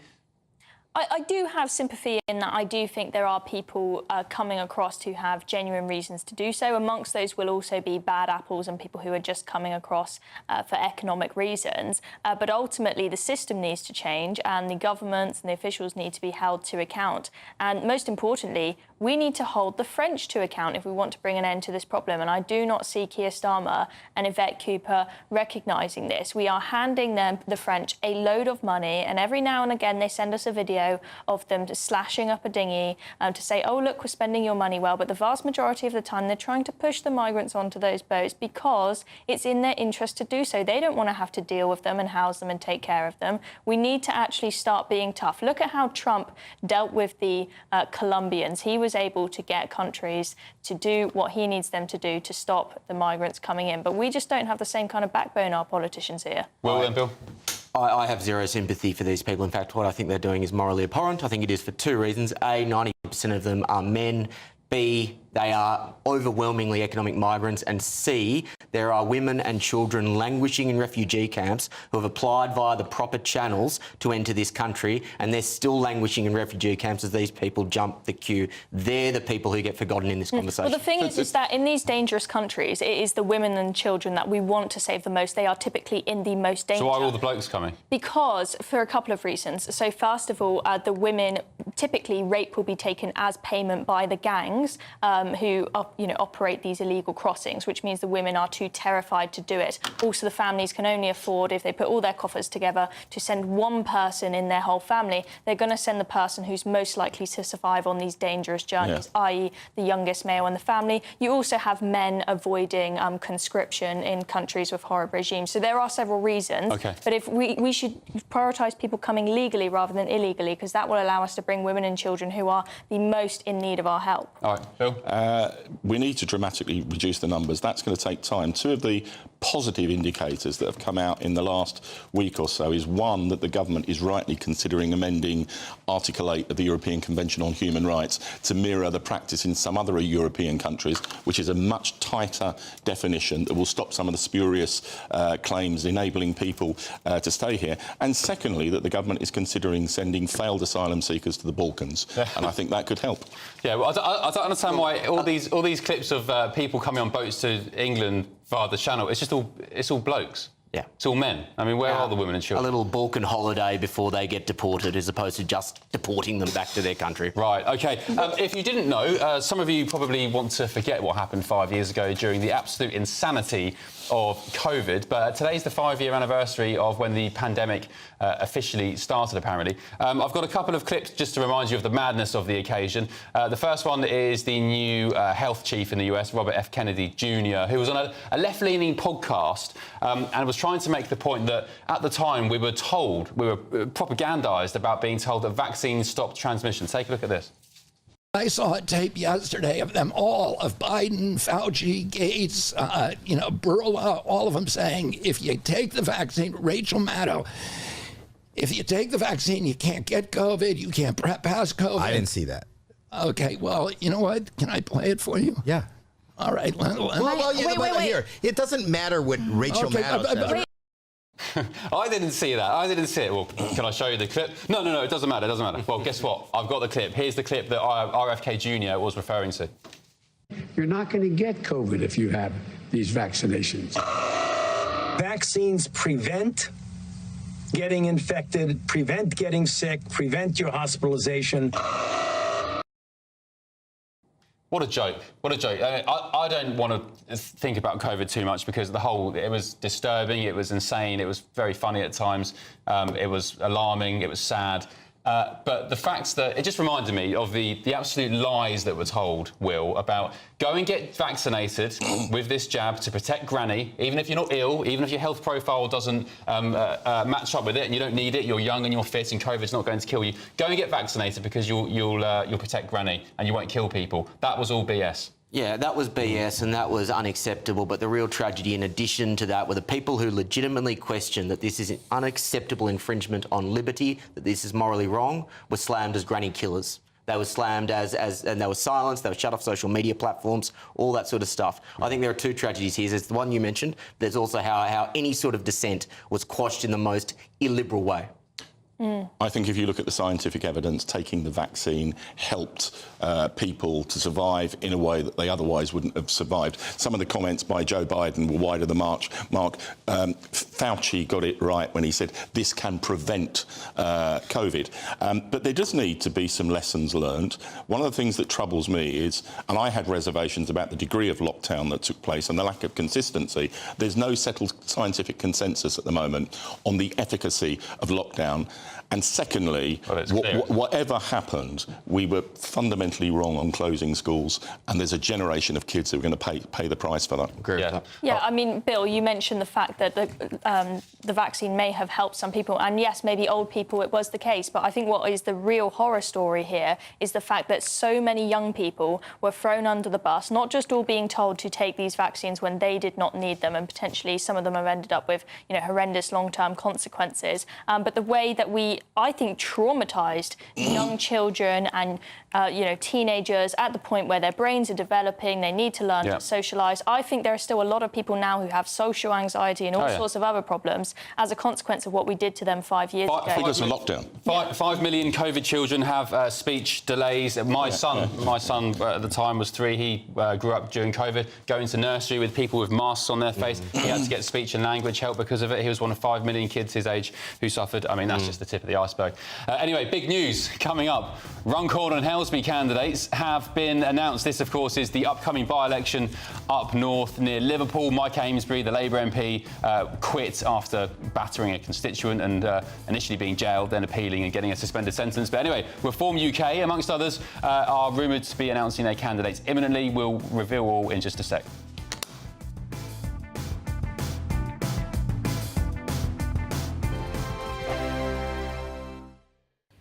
Hello, here's your latest weather update from the Met Office for GB News. During the week ahead, most of us will see some rain at times, but equally some sunshine too. Low pressure is pulling away to the southeast of the UK at the moment. That's taking most of today's showers away to the southeast, allowing a little ridge of high pressure to build in from the northwest, so things should quieten down for a time at least over the next 24 hours or so. Back to tonight though, we've still got some showers for a time this evening across the southeast corner of the UK. Some of those could be heavy, even thundery for a while as well. But notice they tend to fade away as we go into the early hours of Monday. A lot of low cloud left behind, so quite murky with some hill fog in places. Whereas towards the northwest of the UK, under clearer skies, we'll see a fairly widespread frost, certainly in rural spots, with temperatures here down to -3 or -4 Celsius. As for Monday itself, then, we start the day with some rain across Shetland there, but elsewhere in the north, plenty of fine weather to start Monday, lots of sunshine around, but as I say, it will be quite a cold start, some frost to clear first thing. Plenty of sunshine for Northern Ireland, but once again, a fairly widespread frost to start the day. Brighter skies across parts of northwest England and western parts of Wales with some high cloud moving in here. Whereas towards the southeast, we're under that thick band of cloud there, quite a murky start with some fog to clear. And notice that across the south, though, temperatures holding well above freezing. So as we go through the rest of the day, the low cloud in the south and southeast will gradually lift and break to allow some sunshine to come through. And then for much of the UK, Monday does look quite promising, plenty of sunshine around. But notice towards the northwest that cloud and rain across the far north there, pushing its way southeastwards across northern and western Scotland into western parts of Northern Ireland too. Temperatures generally around average, if not just above, in the low, locally mid-teens Celsius. As for Tuesday, well, it's the turn of the south of the UK to see some outbreaks of rain, whereas towards the north of the UK, brighter skies, just 1 or 2 showers, and all the while those temperatures still holding up fairly well in the range low to mid-teens. We'll see further bands of rain moving their way southeastwards across the UK during the rest of the week, weakening all the while though, and all the time those temperatures stay around or just above average. Join me, Nana Akwe, for an informative, interactive news programme with a difference. It's fun. No, you didn't say that, Dave. I'm so surprised. I think there's an element of truth to that. Join me from 3 p.m. every weekend, only on GB News, Britain's news channel. If you want your news to be straight talking... This is the nightmare for the Conservatives again. Down to earth. It's not just Nottingham where this is happening, is it? And most importantly, honest. Hard-working, middle-class taxpayers, they'll get their book thrown at them. Then catch me, Martin Daubney, Monday to Friday, 3 till 6 p.m. on GB News, Britain's news channel. We're proud to be GB News, the People's Channel, and as you know, we always love to hear your views. Now, there's a new way of getting in touch with us at gbnews.com/yoursay. By commenting, you can be part of a live conversation and join our GB News community. You can even talk to me, Bev Turner, or any of the members of the GB News family.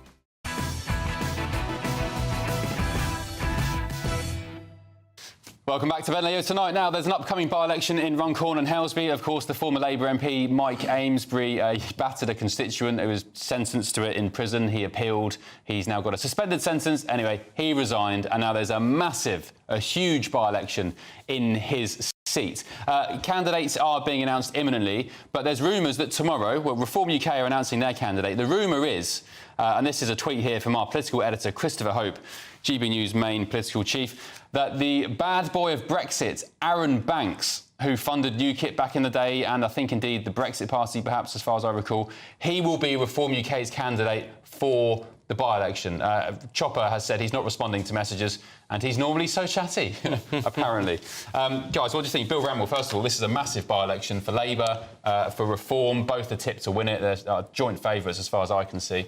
Well, it's going to be a tough by-election for Labour, and there's been a constituency poll pulling Reform in first place, Labour in second place. And once that happens, you get tactical voting. So it'll be difficult for Labour.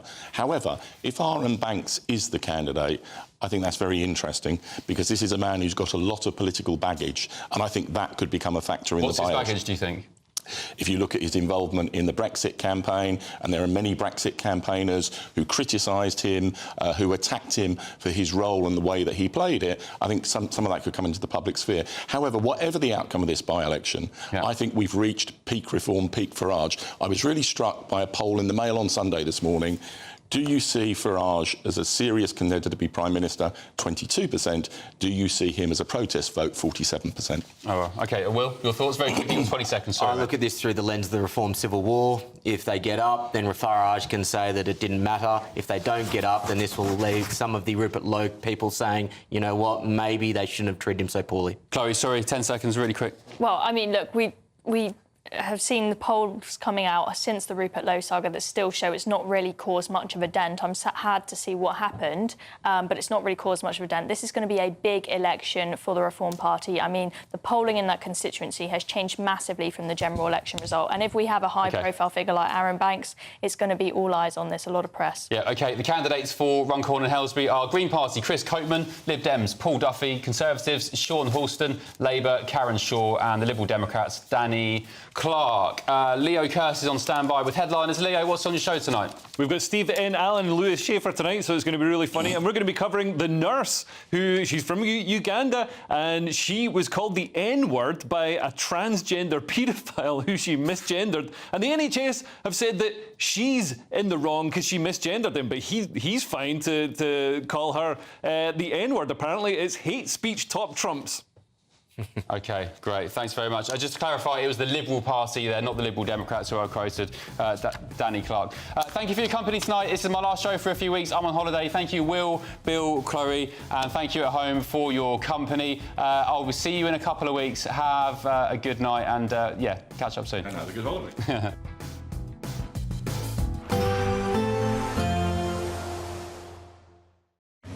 Even though we'll see a cloudy start, it'll be a bright outlook for the rest of the day. Boxed Solar, sponsors of weather on GB News. Hello, here's your latest weather update from the Met Office for GB News. During the week ahead, most of us will see some rain at times, but equally some sunshine too. Low pressure is pulling away to the southeast of the UK at the moment. That's taking most of today's showers away to the southeast, allowing a little ridge of high pressure to build in from the northwest, so things should quieten down for a time at least over the next 24 hours or so. Back to tonight though, we've still got some showers for a time this evening across the southeast corner of the UK. Some of those could be heavy, even thundery for a while as well. But notice they tend to fade away as we go into the early hours of Monday. A lot of low cloud left behind, so quite murky with some hill fog in places. Whereas towards the northwest of the UK, under clearer skies, we'll see a fairly widespread frost, certainly in rural spots, with temperatures here down to -3 or -4 Celsius.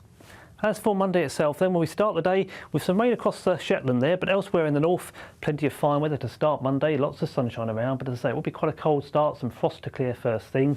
Plenty of sunshine for Northern Ireland, but once again, a fairly widespread frost to start the day. Brighter skies across parts of northwest England and western parts of Wales with some high cloud moving in here. Whereas towards the southeast, we're under that thick band of cloud there, quite a murky start with some fog to clear. And notice that across the south, though, temperatures holding well above freezing. So as we go through the rest of the day, the low cloud in the south and southeast will gradually lift and break to allow some sunshine to come through. And then for much of the UK, Monday does look quite promising, plenty of sunshine around. But notice towards the northwest that cloud and rain across the far north there, pushing its way southeastwards across northern and western Scotland into western parts of Northern Ireland too. Temperatures generally around average, if not just above, in the low, locally mid-teens Celsius. As for Tuesday, well, it's the turn of the south of the UK to see some outbreaks of rain, whereas towards the north of the UK, brighter skies, just 1 or 2 showers, and all the while those temperatures still holding up fairly well in the range low to mid-teens. We'll see further bands of rain moving their way southeastwards across the UK during the rest of the week, weakening all the while though, and all the time those temperatures stay around or just above average. Even though we'll see a cloudy start, it'll be a bright outlook for the rest of the day. Boxed Solar, sponsors of weather on GB News. There's just 2 weeks left to see how you could be a spring winner, as we have an incredible £17,777 in tax-free cash to be won. And if that wasn't enough, we'll also give you the latest Mulberry handbag and not one, but 2 sought-after designer watches. Make sure you don't miss out, as lines close on the 4th of April. For another chance to win the lot, text cash to 63232. One entry costs £2 plus 1 standard network rate message, or text bonus to 63232. 5 entries cost £5 plus 1 standard network rate message. Go to gbnews.com/win. Entries start from just £2. Call 0903 681 3232. Calls cost £2 plus your network access charge, or post your name and number to GB12 PO Box 8690 Derby DE1 9TT. UK only. Entrants must be 18 or over. Lines close at 6 p.m. on the 4th of April. Please check the closing time if listening or watching on demand. Good luck. Mornings don't have to be tiresome, especially if you have the right company. Wake up to news as it happens, opinion and debate, and of course, a little bit of entertainment too. Because when the kettle's on, we're on. That's Breakfast on GB News, a show worth waking up for. Every morning from 6 a.m. Only on the People's Channel, Britain's news channel. We'll spread the news, you spread the word. This is Britain's Newsroom, where your voice matters. It's just astonishing. With expert analysis and honest opinion, we don't just keep you informed. We bring you unique perspectives you won't see anywhere else. Can't argue with any of that. When the news happens, it happens here. On Britain's Newsroom, weekdays from 9:30 a.m. Only on GB News. Hello everyone, Patrick Christie's here with an exclusive opportunity just for you, our incredible GB News viewers. We're giving you the opportunity to win a VIP studio tour right here at GB News HQ. Plus, you'll also get to meet yours truly. It's easy to enter, just head to gbnews.com/community competition and follow the easy steps. Don't miss out. Enter now, and I'll see you soon at GB News. Full T's and C's apply. Join me, Nana Akweer, for an informative, interactive news programme with a difference. It's fun. No, you didn't say that, Dave. I'm so surprised. I think there's an element of truth to that. Join me from 3 p.m. every weekend, only on GB News, Britain's news channel. If you want your news to be straight talking, This is a nightmare for the Conservatives again. down to earth, It's not just Nottingham where this is happening, is it? and most importantly, honest, Hard-working, middle-class taxpayers, they'll get the book thrown at them. then catch me, Martin Daubney, Monday to Friday, 3 till 6 p.m. on GB News, Britain's news channel.